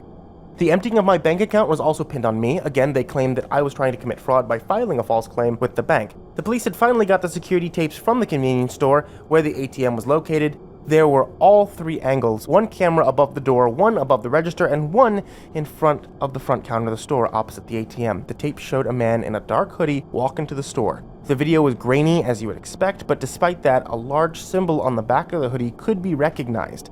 The man in the hoodie walked to the ATM and pulled something from their pocket. The prosecution claimed that it was a cell phone since the timestamp on the camera matched the timestamp of the logo into my bank account. The hooded figure looked down at it for a few moments before typing into the ATM, blocking the screen with their body. The money spat out, he grabbed it, and walked towards the door. The camera on the opposite corner of the ATM was the one able to catch a glimpse of their face. It was grainy, but the prosecution compared it to the pictures of my Facebook profile to claim that it had been just enough resemblance to have been me. Comparing to David's pictures, it could have been him too. I'd argued that point with the prosecutor pretty fiercely. When I was done with my outburst, the prosecutor told me that the investigators had also found a hoodie with the same logo in my apartment. Then they played their trump card. The bank had been logged into from the IP address assigned to my own cell phone during that time period. Regarding the fire, which was the main accusation against me, they had decent evidence. The gas can was one, the voicemail was another, but there was even stronger evidence. When I first arrived at Walmart, I parked near the front doors in view of cameras hanging off the buildings. They clearly saw me drive away when I was heading to David's house. When I came back, though, I had parked in the back of the lot, intending to be away from other cars while I slept. The cameras could barely make out the car parking in the back lot. It was too dark to tell if it was even a vehicle, the prosecutor claimed. So realistically, I only had my own testimony to support the fact that I got back to Walmart at around 6 p.m. I should add that it took about 15 minutes to get to David's house from Walmart, just so you can understand the time frame. Fire crews had received a call at 6:04 p.m. that David's house was on fire. They had raced over immediately and found the house burning brightly. David had been found trying to lift his mother up from the ground in her bedroom. They'd brought them both out, and it was discovered that Mrs. K was already dead from suffocation. David had been rushed to the hospital with a few minor burns and some smoke inhalation. He had yet to explain his version of events to the police. The firefighters had filled out a report stating that the fire had been started from the middle of the living room, where a puddle of gasoline had ignited. The flames spread throughout the house, traces of gasoline were found in various rooms, making them believe that suspects, or me, went from room to room and splashed gasoline around, just like in the movies. They also concluded that the fire had been started sometime before it was called in, because of how much damage had already occurred by the time they arrived. I now know that David had set an alarm on his phone that was linked to the app that he installed on my phone. When my GPS read that I was at his house, an alert would be sent to his phone as a text message. I could only guess that he'd jumped in his car, left work, and sped all the way home. That's why I think the time was so close. I'm telling you all the details so you can see just how hopeless I felt when I sat in jail. I was there for 2 whole weeks, where it was the same accusations and evidence over and over again. I really started to just give up. During the first few days, I asked Terry about how we could prove that it was David, specifically, who had committed these crimes. He frowned and told me that I should be more concerned about being proven innocent, period, not just pinning it on another man. By the end of the 2 weeks, I was ready to just plead guilty rather than fight. The arrangement went poorly. No charges were thrown out that had been placed against me. I would list all the crimes I was being charged with, but I don't remember their exact phrases, and I know I'll be getting it wrong. You get the general idea, though, that I was fucked. Bail had been set at $5,000, which essentially guaranteed that I'd be stuck in jail for a while. I had already contacted my parents out of desperation, and they would try to raise money from family members and friends, but couldn't pay immediately. After 3 weeks, I was very depressed and not eating much. Terry tried to cheer me up by showing me parts of arguments that he was preparing for, but nothing could cheer me. I thought about Katie a lot, and Clark and Ivan, and I missed my parents. I also missed Clark's first hearing in the graffiti case, so I had no idea how that was going, which made me feel guilty that I couldn't support him. During the time I was in jail, Hernandez only came to visit me once. It was during the 3rd week. I jumped off my bed and ran to the bars. "Hernandez!" I said, "Please tell me that you've come with some good news." "No," he said. "You're being transferred to the county jail. Your trial will be happening there." "Why?" He shrugged. "It's just how it works." "Did you find anything on Isaac?" I said. I've been clinging to the hope that Isaac's body would turn up evidence against David. I was wanting to nail him for that one crime, just one. I wanted it so bad that my hands would shake when I thought about it. "I'm not allowed to talk about that," he said, avoiding my eyes. "Anyway, I came to tell you that you'll be moved in 3 days." "Hernandez," I said as he turned to leave. "I thought you believed me." "I do," he said. "Until you burned David's house down." Now I'm not so sure who the psychopath really is. "I didn't do it!" I shouted. But he walked away. 3 days later, as Hernandez had said, they came to move me. After dinner, I was cuffed and led out the door to a police cruiser that would drive me up to the county jail 2 hours away. The 2 officers who drove were polite to me, but instantly cranked up the radio when we got on the road. I could barely hear myself think, and was starting to get frustrated. I'd always hated car trips without my own music. Now I was stuck in a 2-hour car ride with my hands cuffed behind my back and radio blasting music I didn't like.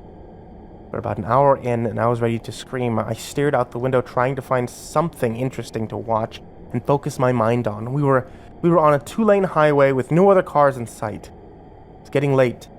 So looking back, I figured people were home for the night, and that's why it was so dead. My view of the nice lake was suddenly obscured by a big gray truck. Trying to find something else to look at, but noticed it was getting dangerously close to our lane. I looked up at it and saw that it was an armored truck, and it had the same logo as the company David worked for. The panic was instantaneous. Something gripped my lungs and kept me from vocalizing.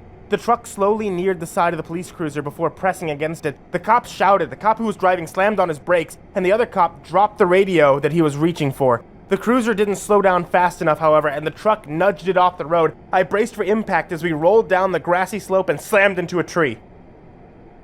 My seatbelt had held me in place, but my head ached when it rammed against the driver's headrest. The 2 cops were unconscious, lying at awkward angles. Neither of them had their seatbelts. I started yanking at the handcuffs, trying to reach my seatbelt to undo it. I reached the red button and pressed it, and when I turned back around to wiggle out of the loose seatbelt, I saw David fucking King walking down the slope towards the car. Shit, fuck. I cursed, trying to reach for the door handle with my cuffed hands. No such luck. The doors were locked from the outside to prevent prisoners from opening the doors on their own. David got closer and closer until he was right outside the car. He shot a smirk at me and opened my door. I tried to back away, but he grabbed my arm and tossed me out of the car. I fell to the dirt with a gasp. I sat up a little and saw that he had turned his attention back to the police car. I saw one of the cops beginning to stir. David opened the door and pulled something from his pocket. With a quick motion, he stabbed the cop in the neck. Blood splurted out, and the cop started screaming and gurgling, grabbing for his neck. I think I screamed too, but I couldn't remember. He closed the door and walked around to the other side. I could see the other cop was moving, but I couldn't tell what he was doing. Apparently, he was reaching for his radio because David yanked it out of his hand and set it on the car's roof. And he stabbed that cop too. "Don't get up," he threatened, walking towards me. I didn't bother trying. He walked over to where I sat and went behind me. I tried to face him, but he kicked me lightly. He knelt down, and I felt him scratching the metal on my handcuffs. I was confused, but sat absolutely still. Nice to see you again, Xander, he said, walking to stand in front of me. I watched him with true fear. His entire demeanor was different from the night that we had graffitied his house. He was changed. When I didn't answer, he laughed and he twisted the small object in his gloved hands. I noticed through the blood that it was a crudely crafted shiv about the length and width of a finger. Told you. I'm not gonna kill you, Xander. In fact, for once, I'm here to help you out. Well, sort of. What does that mean? I asked shakily. Remember the night you graffitied my house? I nodded. I told you I'd consider giving you advice on how to succeed in our game. Well, the time has come. I'm going to give you more than advice, you see. You're no fun in jail. I've seen the evidence that they have on you. You're going away for a long time. I don't want that. So, I'm granting you a second chance to keep playing. He walked behind me again, and I felt sticky blood on my fingers and hand as he pressed the small shiv against my hand. Now, here's how this works, he said, standing back in front of me. I'm going to leave this knife with you, your fingerprints on it in the car, and they'll think you stabbed the cops and made a run for it. I'm going to remove your handcuffs and let you make a run for it. You'll have a 30-minute head start before I call in on the radio. Oh God, he's got a knife. He stabbed the driver and he... David cut off, mimicking the call that he'd make. Goosebumps ran up my spine. I'll be sitting here and waiting. If you attempt to come back, I'll just take you away in my car and we'll play a different game. You understand? I nodded, too terrified to speak. Get up, he commanded. I struggled to my feet, rolling in the dirt to get to my knees and stand. Come here, he said, moving towards the cop car. I followed. He opened the police car door and put his hand against the officer's neck. I flinched when he flicked blood at me. It spattered across my jail suit and face. I almost threw up. There you go, he purred. He motioned for me to turn around, and I did. He pulled the handcuff keys off the dead cop and unlocked the cuffs. I rubbed my wrists. They were sore and marked from the car crash. I considered trying to get the shiv back from him and attack, but the idea of going with him in his car to play other games terrified me. David had set a backpack next to the car, and now set it in my hands. Hernandez says hello, he said with a malicious grin. I paid him a lot of money to get him to let me track this car. He demanded that I give you half, of course. I'm not that generous, so here's $2,000. Change of clothes, new shoes, and a map. Nearest town is 10 miles west. Better hurry. Remember, in 30 minutes, I'm calling it in. My jaw shook as I put the backpack on and started heading towards the setting sun. The forest looked dark and menacing. I looked back when I was partway through the trees, and there he was. He leaned against the car, drinking from the coffee container one of the cops had brought with. Shuddering, in shock, and absolutely terrified. I walked into the woods.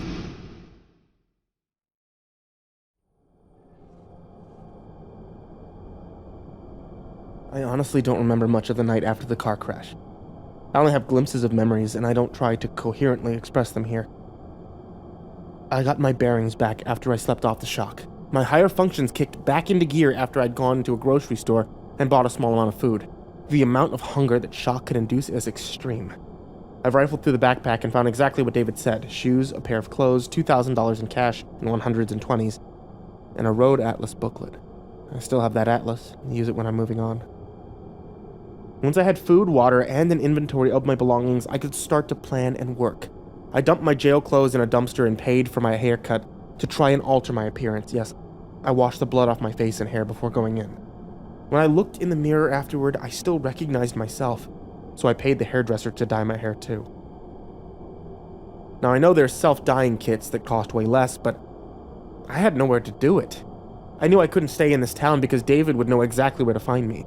I had no idea how long this truce would last, so I had no intention of staying here one more night. I bought a bus ticket to an adjacent state and arrived only a few hours later. The town I chose was larger than the one I had come from. This was intentional, so that I could have anonymity and better selections of services for the homeless. This town had a soup kitchen that I could use to cut down on my costs, as well as a homeless shelter. I knew I couldn't live long on the already dwindling $2,000, so I started going to the library and searching online for odd jobs. I had to find something that wouldn't run a background check. if at all possible, because of that manhunt that was going on for me. I saw nothing about it in the news yet, but it had only been a day. After a week of searching, I found a job at a seedy telemarketing place that paid cash under the table. You'd be surprised how many of those there are. I hated the work, but I was out of the sun, at least making some money. Before I found a rundown and half-empty apartment complex to live in and pay weekly, I slept in the homeless shelter. I could have just stayed there and saved a lot of money, sure, but I hated going there. I avoided it as long as possible when nighttime came. The money I spent on the apartment was well worth it. I had some semblance of a life set up, and now I could get the real work done. I had gone to the mall and bought the cheapest prepaid Android phone that they had, and signed up for a monthly subscription that gave me unlimited data as well as texts and calls. I'd need to find a store to pay cash, and top up every month. But it wasn't an expensive plan, and I needed internet when the library was closed. During the days I spent my time in the library with a cheap notebook I bought, doing more research similar to what I'd done in the Walmart parking lot. I also spent a lot of time working out and trying to get stronger. Before I had the apartment, I'd paid for a gym membership and showered there instead of at the homeless shelter. I decided to keep the membership and use their machines to get more effective workouts. The plan at the time had been to stay alive and away from David and the cops. I stayed inside the day the news broke out of my escape in the other state. The police finally admitted to needing help in finding me and went public for a request for information. They listed off the crimes I was accused of, as well as a request to question me in regards to the 2 dead policemen. I wrote down every detail of the investigation, though none of it proved useful other than as background knowledge. I kept up with the sporadic news releases so I could stay as far ahead of the cops as possible. For the next 6 months, I stayed in the news. During that time, I learned a lot. Living on a tiny budget, home repairs when the landlord wouldn't fix something, hiding when you suspect you're being followed, and navigating the streets at night all became second nature to me. I also continued to study computers and networks. I am by no means any kind of licensed professional. I learned by deciding what I wanted to know how to do and then practicing it over and over. One day, I was at the library when the news was published online. David fucking King was suspected of murdering the 2 cops. I was ecstatic and couldn't believe my luck. David King had finally made a mistake that had cost him. The news story did not specify why the police suspected him, but I didn't care. David was going to get what he deserved. A month passed with still no news on whether David had been captured or not. I found myself tempted to call Detective Hernandez and ask what he knew, but I didn't. I learned a lot of self-control and risk management during those 7 months. Risk analysis was built into my daily decisions. After checking for news on David for the 3rd time in a week, I decided that I would no longer be a bystander waiting for David to be caught. I decided to begin actively hunting David. Since I knew he was good with computers, the internet was the best place to begin looking for traces of him. I searched hundreds of forums, scouring for a list of keywords that I thought David would either post or look for. I won't include this list here. In only a couple of weeks, I found one of his online accounts in Stack Exchange. I took notes on everything he commented as well as his account activity. Fortunately, he had kept the same account for several years. Granted, it was under a pseudonym, but he'd kept it. He still uses it today, actually. I just checked. He's logged in 7 hours ago when I wrote this. Once I found one account, it held clues to many others. He slipped out information accidentally that I could use to locate his other accounts. Posts like, "I've always asked this question on other forums and got no response, so now I'm asking it here," would link 2 accounts and reveal yet another goldmine of data from my study. I spent weeks gathering pseudonyms, post records, and IP addresses that he's used. Anything I could find with the tools I had available. Some pseudonyms he used more than once, and others he created as throwaway names. The research gave me invaluable insight into the way David thinks, talks, and acts. I got to know him on a level I could never have hoped to understand from just being his friend in high school. I made my hate for him grow, not diminish. I didn't only check the regular web either. Some people claim the deep web is a terrifying place where you can get killed at every turn, but it isn't if you don't act stupid. I installed Tor and began doing the same data mining in the deep web. The results were fantastic. I found catalogs worth of information. I was able to identify a lot of his fake identities online and then map them to the fake social media pages that he had created from them when he might need a cover-up. And all of this came because he insisted on using the same usernames over and over again. Why did he do that? Because he wanted people to know who he was when they interacted and respect him. Weakness. One day, just for the hell of it, I sent him a message as myself to one of his accounts. I made my email address visible on purpose. He needed it. The spam mail started instantly after that. The response was so childish and brash that I was smiling the whole day. I knew that I could get to him. I also tried calling the Psychological Institute where David's records should be. If I was lucky, I could get my hands on another copy of his evaluation and study it with new eyes. There was no such luck, however. David had called them and told them not to send copies to anyone because he was the current victim of fraud. How ironic.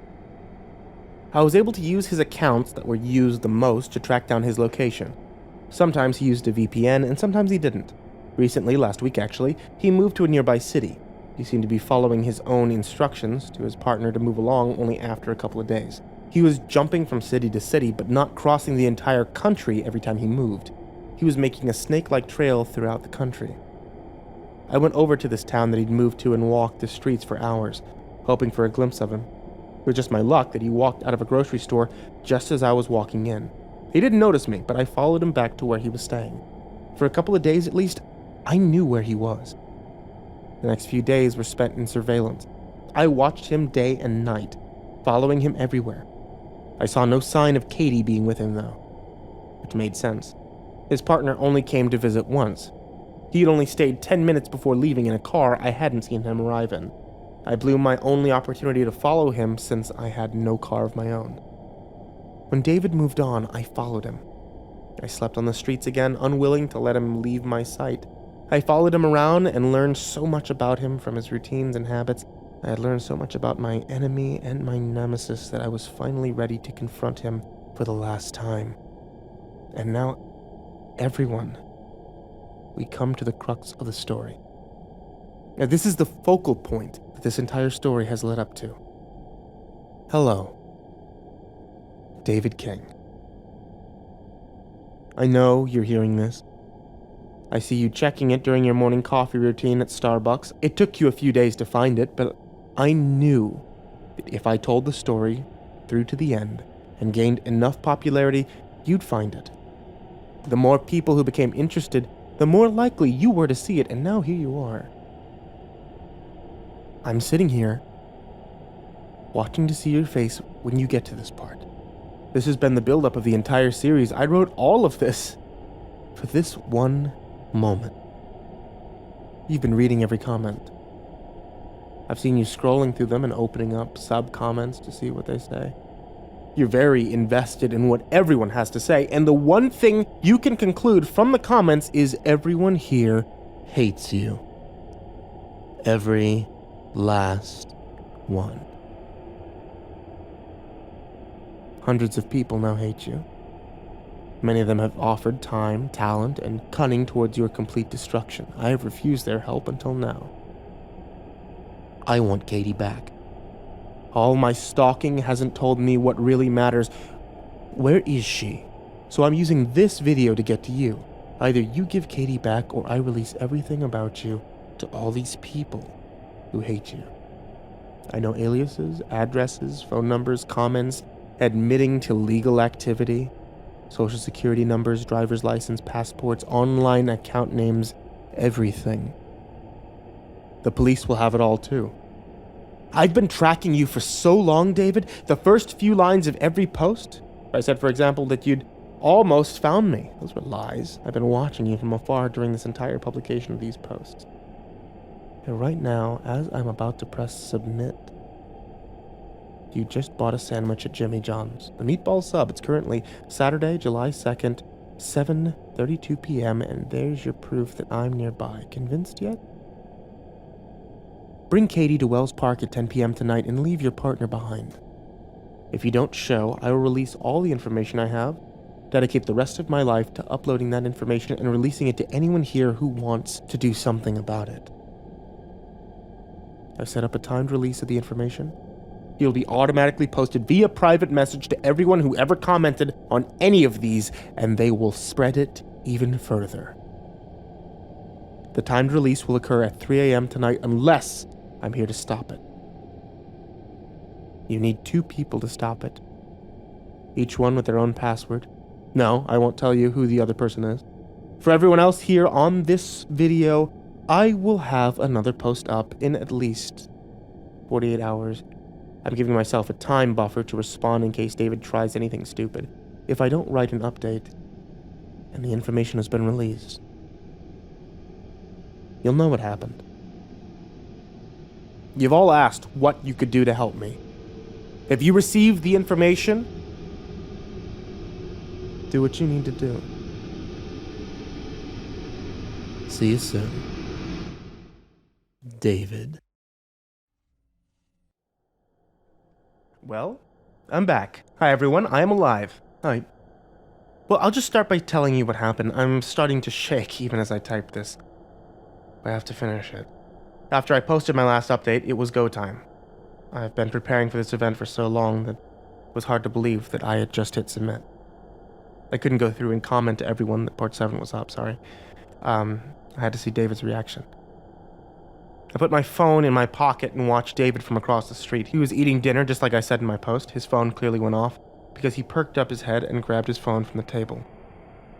I had seen his phone go off whenever I posted before, so I knew that he had set an alarm. I watched his eyes scan the post with interest, then his eyes slowly widened. I knew when he reached my favorite part because his gaze shot up and looked around the restaurant. He wrapped up a sandwich and quickly walked out of the restaurant, his eyes scanning the street while stealing glances at the phone to keep reading. It was very satisfying. It makes me smile just thinking about it. I didn't follow him home. Instead, I waited for the inevitable email. Do you know why David was so scared of my information release? He was scared because the internet was his safe haven.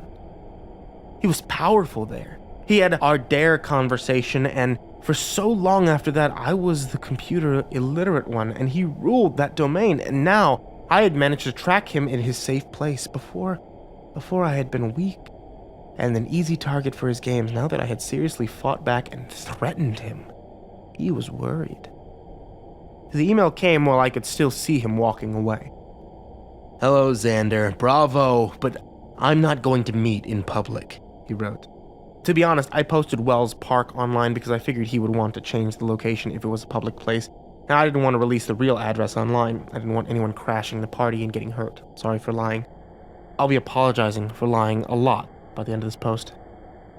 I told him that I'd email him the new address 15 minutes before it was time to meet. He didn't respond.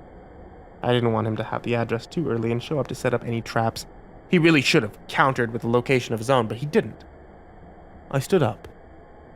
Time to go to the warehouse and wait. The location I had chosen used to be a warehouse of some kind. I didn't care what it had been used for, only that it had been abandoned and unguarded. If David tried anything stupid, which I thought that he was going to, I didn't want any more innocent bystanders in the way. I took an Uber to a suburban area a few blocks away.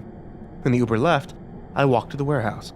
When I arrived, it was already almost 9 p.m., not completely dark yet, but getting there. I walked around the perimeter of the warehouse looking for any sign that David had beaten me here. There wasn't any sign that I could see. I approached a side door and pulled a key out of my pocket, unlocked the chains from the door handle, and stored them just inside the door as I entered. The soundscape changed from an ambient evening in the city to that of a tomb. The factory had a single floor that was one big, open space. High above it, catwalks ran along the rafters, all leading from the warehouse manager's office, which was a metal cube suspended at one end of the warehouse. Self-scaffolding that had been abandoned broke up the empty space. Crate pallets were strewn here and there, making hiding places. I had previously come and strategically arranged them in case it came down to a firefight. That's also when I had put chains on every door. There were 4 entrances to the warehouse, not including the windows near the ceiling. I had chained them all except the one I entered through. That was my funnel. If you ever go hunting for live game, you know what I'm talking about.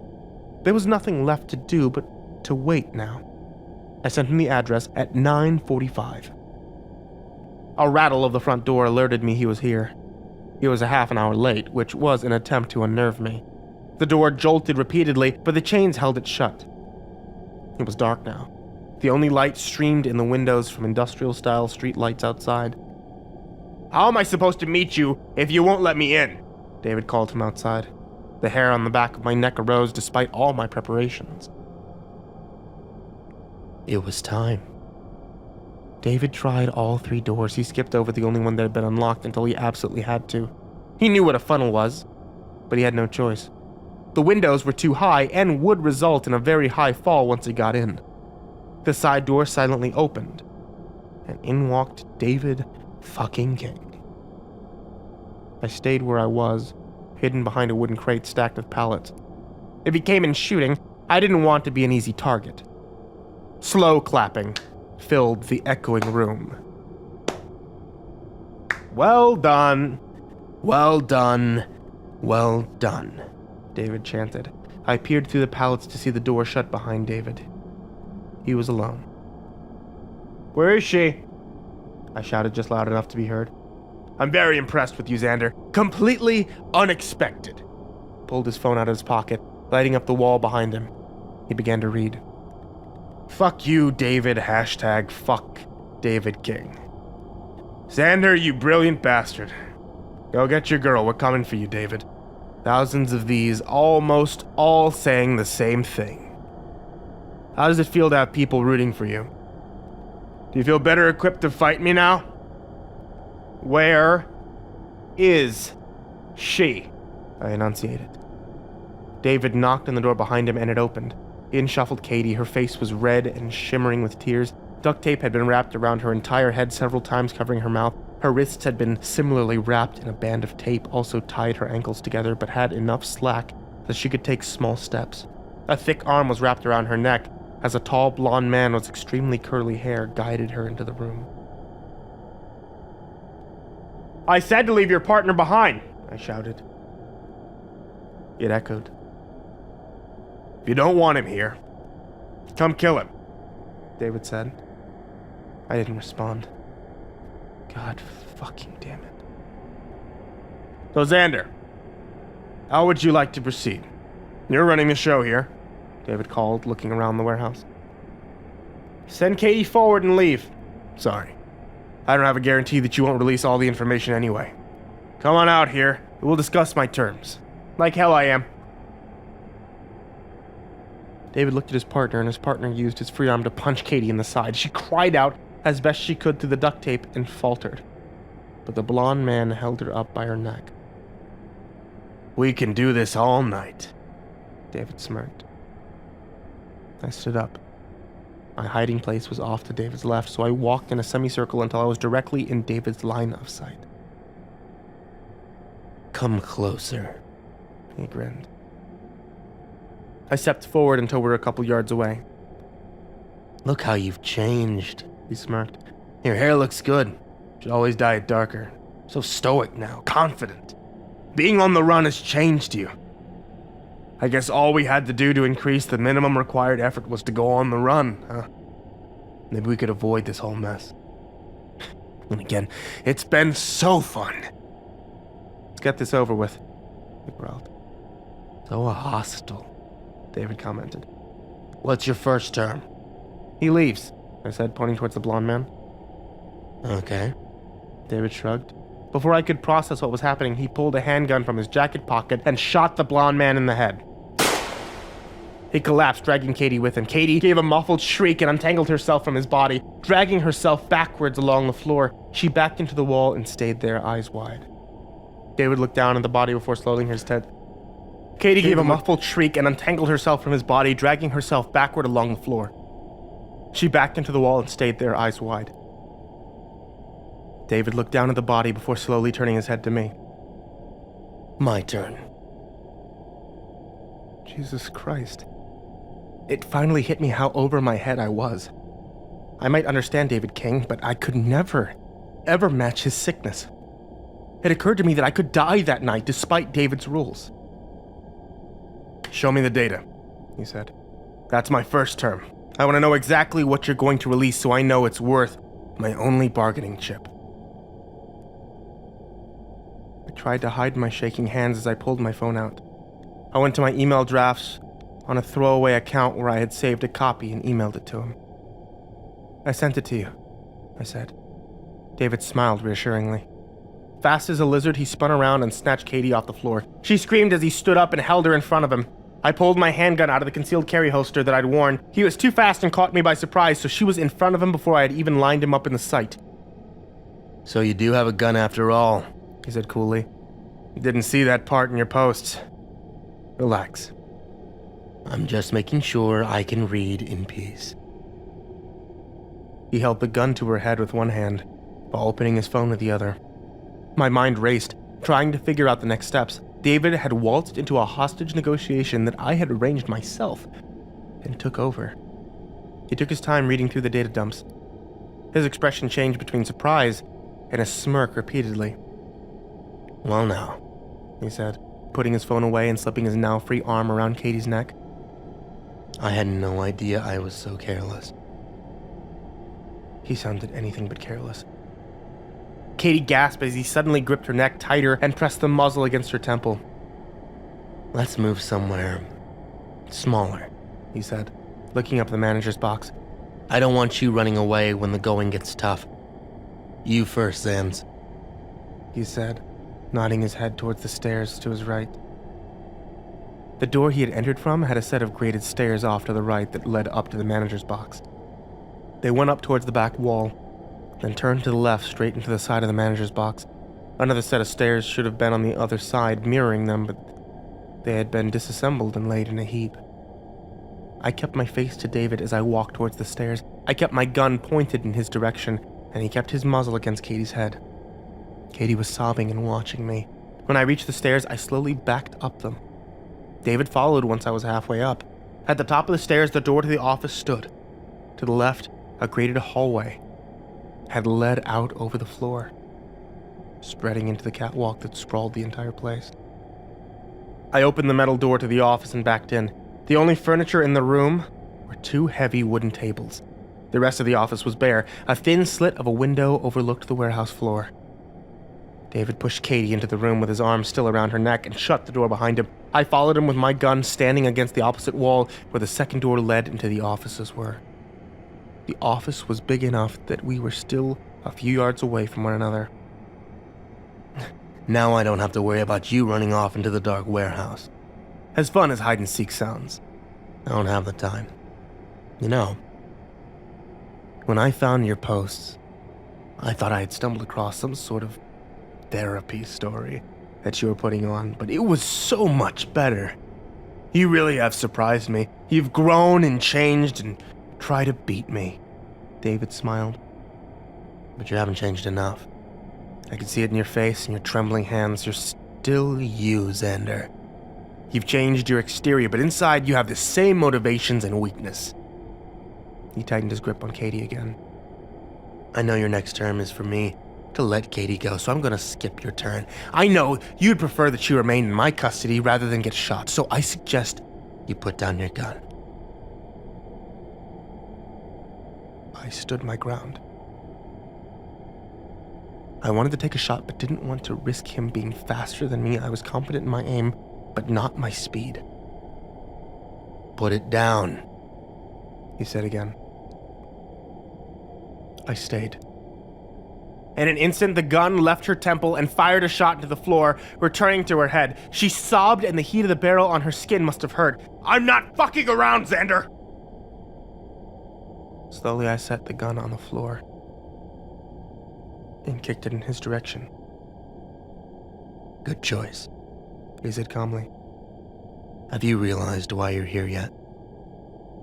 My face answered him. What did that even mean? Of course I did. You think you're here to save Katie, but you aren't. She's been gone for a year now. You've only built up memories of her. The Katie you knew is dead. Not even that Katie is the reason why you're here. No, you gave up a happily ever after with Katie long ago. This isn't a hero's quest to save the princess. This is a revenge assault on the dragon. I tightened my jaw. I refused to admit that he was right. This isn't about saving her. This is about outsmarting me.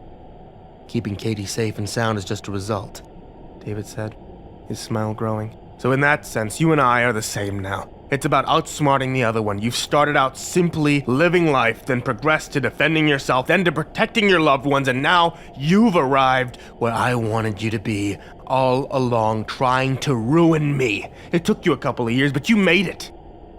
At least, most of the way. Even if Katie isn't the true reason you're here, she's still a weakness. I'm gonna guess that other people in your life are the same way. You still have weaknesses that tie you down.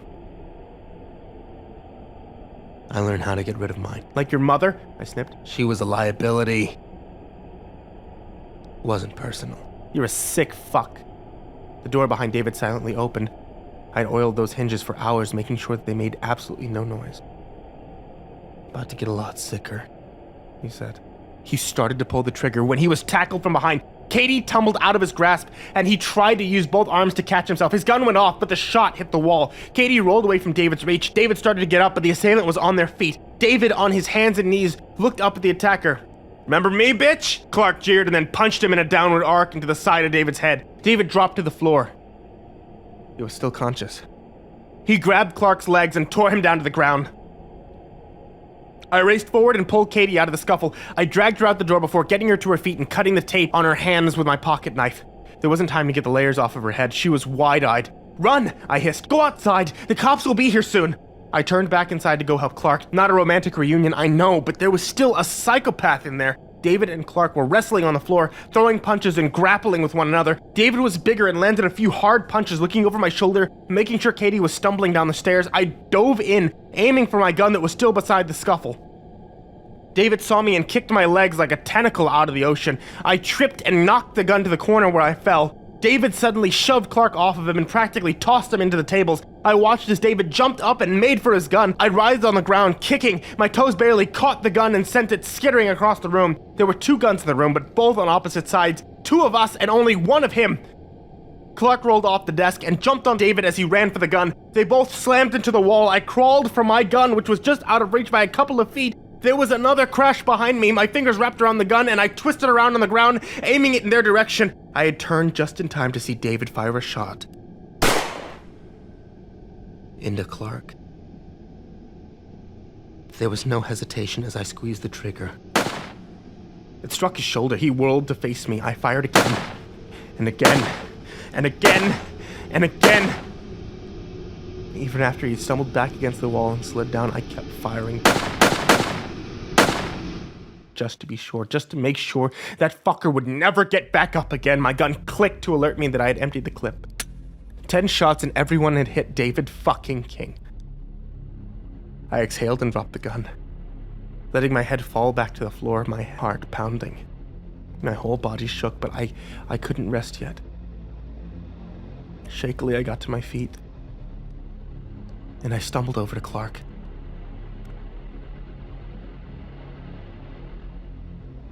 He was crumpled against the wall, clutching his left shoulder. Blood oozed through his fingers. "Damn, he shot me," he said, clearly in shock. That's when the police sirens could be heard. "Get out of here," he said to me. "No, I'm not going to." "I'll be fine. Police are going to be here any second to help me. Just get out. Get back on the run. I'll contact you when it's safe," Clark yelled. "Go! I'm not letting you get arrested again until they figure the facts out." I rushed towards the door, stuffing the gun back into my pants as I ran. I paused at the door. "Thank you," I said, looking at Clark. "Go!" he yelled again. I sprinted down the steps and ran to the door furthest to the back of the building. I unlocked the chains on the door and pulled it open. Ducking into the night, I had run this path over and over, making sure it was good enough for an escape in case something went wrong. I went to my previous established hiding place and hunkered down to stay hidden. I sent a text to the server my script was on and entered the password to cancel the info dump. There never was a second person. That was a bluff. There was no reason to release that information to you now since David is dead, and I'm sorry. I really appreciate the level of support to ruin David, but there's no point now. I thought he'd be alive afterward. The police will get that eventually as evidence, though. As I tapped out, I am alive, and the thread to alert everyone that I was survived. Then I collapsed into sleep. This morning, I was thinking clearly again and feeling better. I ate and drank lots to counter the shock. I've started making plans on where I'll go next. It isn't safe to stay here much longer. The news hasn't said anything about the incident yet, but I'm sure the story will break eventually. I've stayed glued to the radio app on my phone all day today, and I'm even listening right now, hoping for an update on Katie or Clark. Thank you, guys. You've helped me remain positive these past few days and set this trap. It's finally done. I regret so many things about what I did and how I reacted in the past. I should have fought more fiercely before it came to this.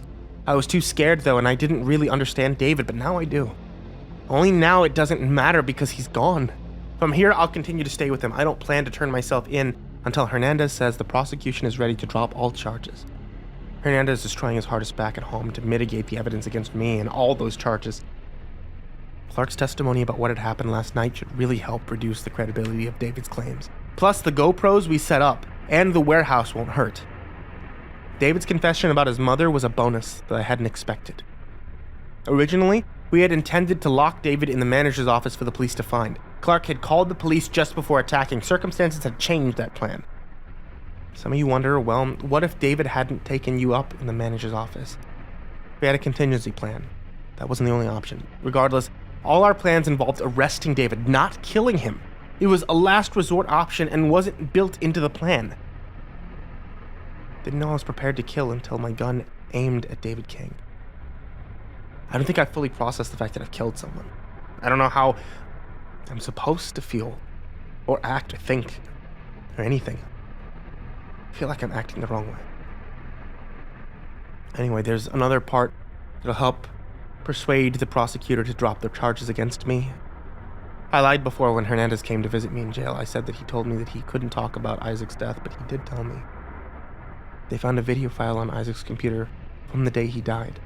He'd been recording himself playing games for YouTube when there was a crash of silverware in the background. Isaac didn't hit pause on the recording and left the room to investigate. David came flying back into the room, shoving Isaac onto the bookcase. He slammed the door and was on him in seconds. The assault lasted only minutes. David walked out, leaving the door wide open. The camera watched him come back into the room with a pillow. He held the pillow against Isaac's body and hit it repeatedly. All the dead skin from my pillow fell onto Isaac's body. They found those traces on Isaac's body, but the video proved that I hadn't killed him. David had walked out and locked the door behind him. He'd made a mistake and hadn't checked what was running on the computer. All he saw was the game. Hernandez and I had been in contact while I was first on the run. I lied about that too. When I had first contacted him, he started crying on the phone, apologizing repeatedly. He told me that he knew if I stayed in jail that I would at the very least lose a lot of time out of my life. While the trial went on, even if David was accused later as more evidence came out, he had accepted David's deal and demanded that I be given half of the $15,000 that he was paid. David, as you know, only gave me $2,000, but Hernandez had hoped that it would help me lay low and evade capture until he was successful in contesting the evidence. We fully intended to report the bribe to the police. He told me that after my escape from the car, the police were very suspicious about the circumstances of my escape.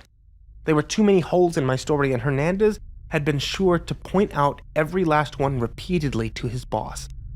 A lot of you pointed them out too. Paint from the truck rubbed off bars separating the front seat from the back seat, GPS in the truck marking his whereabouts, and the location of the crash in relation to the time David sounded the alarm, etc., etc. David had clearly been desperate to get me out of jail. He risked bribing an officer and left a lot of his plan up to chance to get me out. David just didn't want to end the game yet. If I went to jail, it was over. Yet there was still so many ways he could ruin my life. His need for quick action led to mistakes. Hernandez also told me when he came to visit that Jackson had turned up. He'd come home a couple days after I was arrested and was brought in for questionings. He held proof and witness that he had been staying with family for a few days. When asked about the break-in and theft, he told his story. David had knocked on the door just as Jackson was finishing packing to go on vacation. He told Jackson that he was a friend of mine and was helping me move out. Jackson let him in, finished packing. He was just walking towards the door with his suitcase when David asked if he would be willing to help carry out the TV. Jackson agreed and carried it out with David. He then grabbed his suitcase and left, asking David to lock up when he was done. That's when he started stealing everything and trashing our house. That's also when Isaac would have come out and been killed. Solved the riddle of why the door had been locked and not broken when Clark found the apartment stripped bare. There are still some questions that I don't have answers to. We haven't been able to figure out what he did with all the things he stole from us. We also don't know who the partner is. Hernandez should know that in a few days and let me know. I also don't know how the keylogger got on my computer, or when the tracking app was installed on my phone, or how David was able to provide my social security number, driver's license number, and all the other accurate information to the credit card companies. The same goes for the fraud that was committed against my parents. I can't help but wonder if David had been in our house before the break-in. Done all that. As for Clark, his disgraceful exit was a fabrication to throw David off. It was my idea to make him disappear from my life and take the target off his back. He was both to protect him from David's rage and so that he could support me in the background. His mom did come and bail him out, but she was much kinder about the situation and worried, like all moms do. When I messaged Clark to tell him my plan in posting this series, he immediately jumped to help me, and without him, I still would be watching David and waiting for a good moment to strike. It was his idea to plant the information. After hiding his bank information on scraps of paper around town, it was placed as a joke, a way to tell if he was reading the series. He wanted to see if David would go hunting for them. He didn't, but that was probably because he was on the run still. Clark's arraignment didn't go so well. He was still being charged with a misdemeanor for graffitiing David's old house. An expert was called to analyze the photographs and identified them as authentic and undoctored.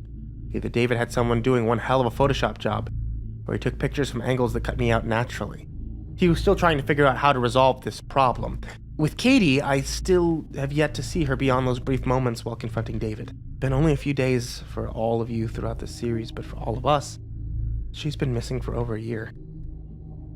I have no idea what David or his partner might have done to her during all that time. I don't know when I'll be able to ever see her again, since I'm still on the run until the charges are dropped. If the charges are dropped, that is. I'm scared to see her. I know David did it, but I feel responsible. I wonder if she blames me. I wonder if she hates me. One day I'll know. What David said has shaken me. I've spent a lot of time thinking about it today. He told me I was there for him and not for Katie. That I was after the dragon, not the princess. I've realized that he's right. I've read a few of your responses and agreed with you. I didn't write all that much about Katie during this series. If it had been about Katie, I would have written more.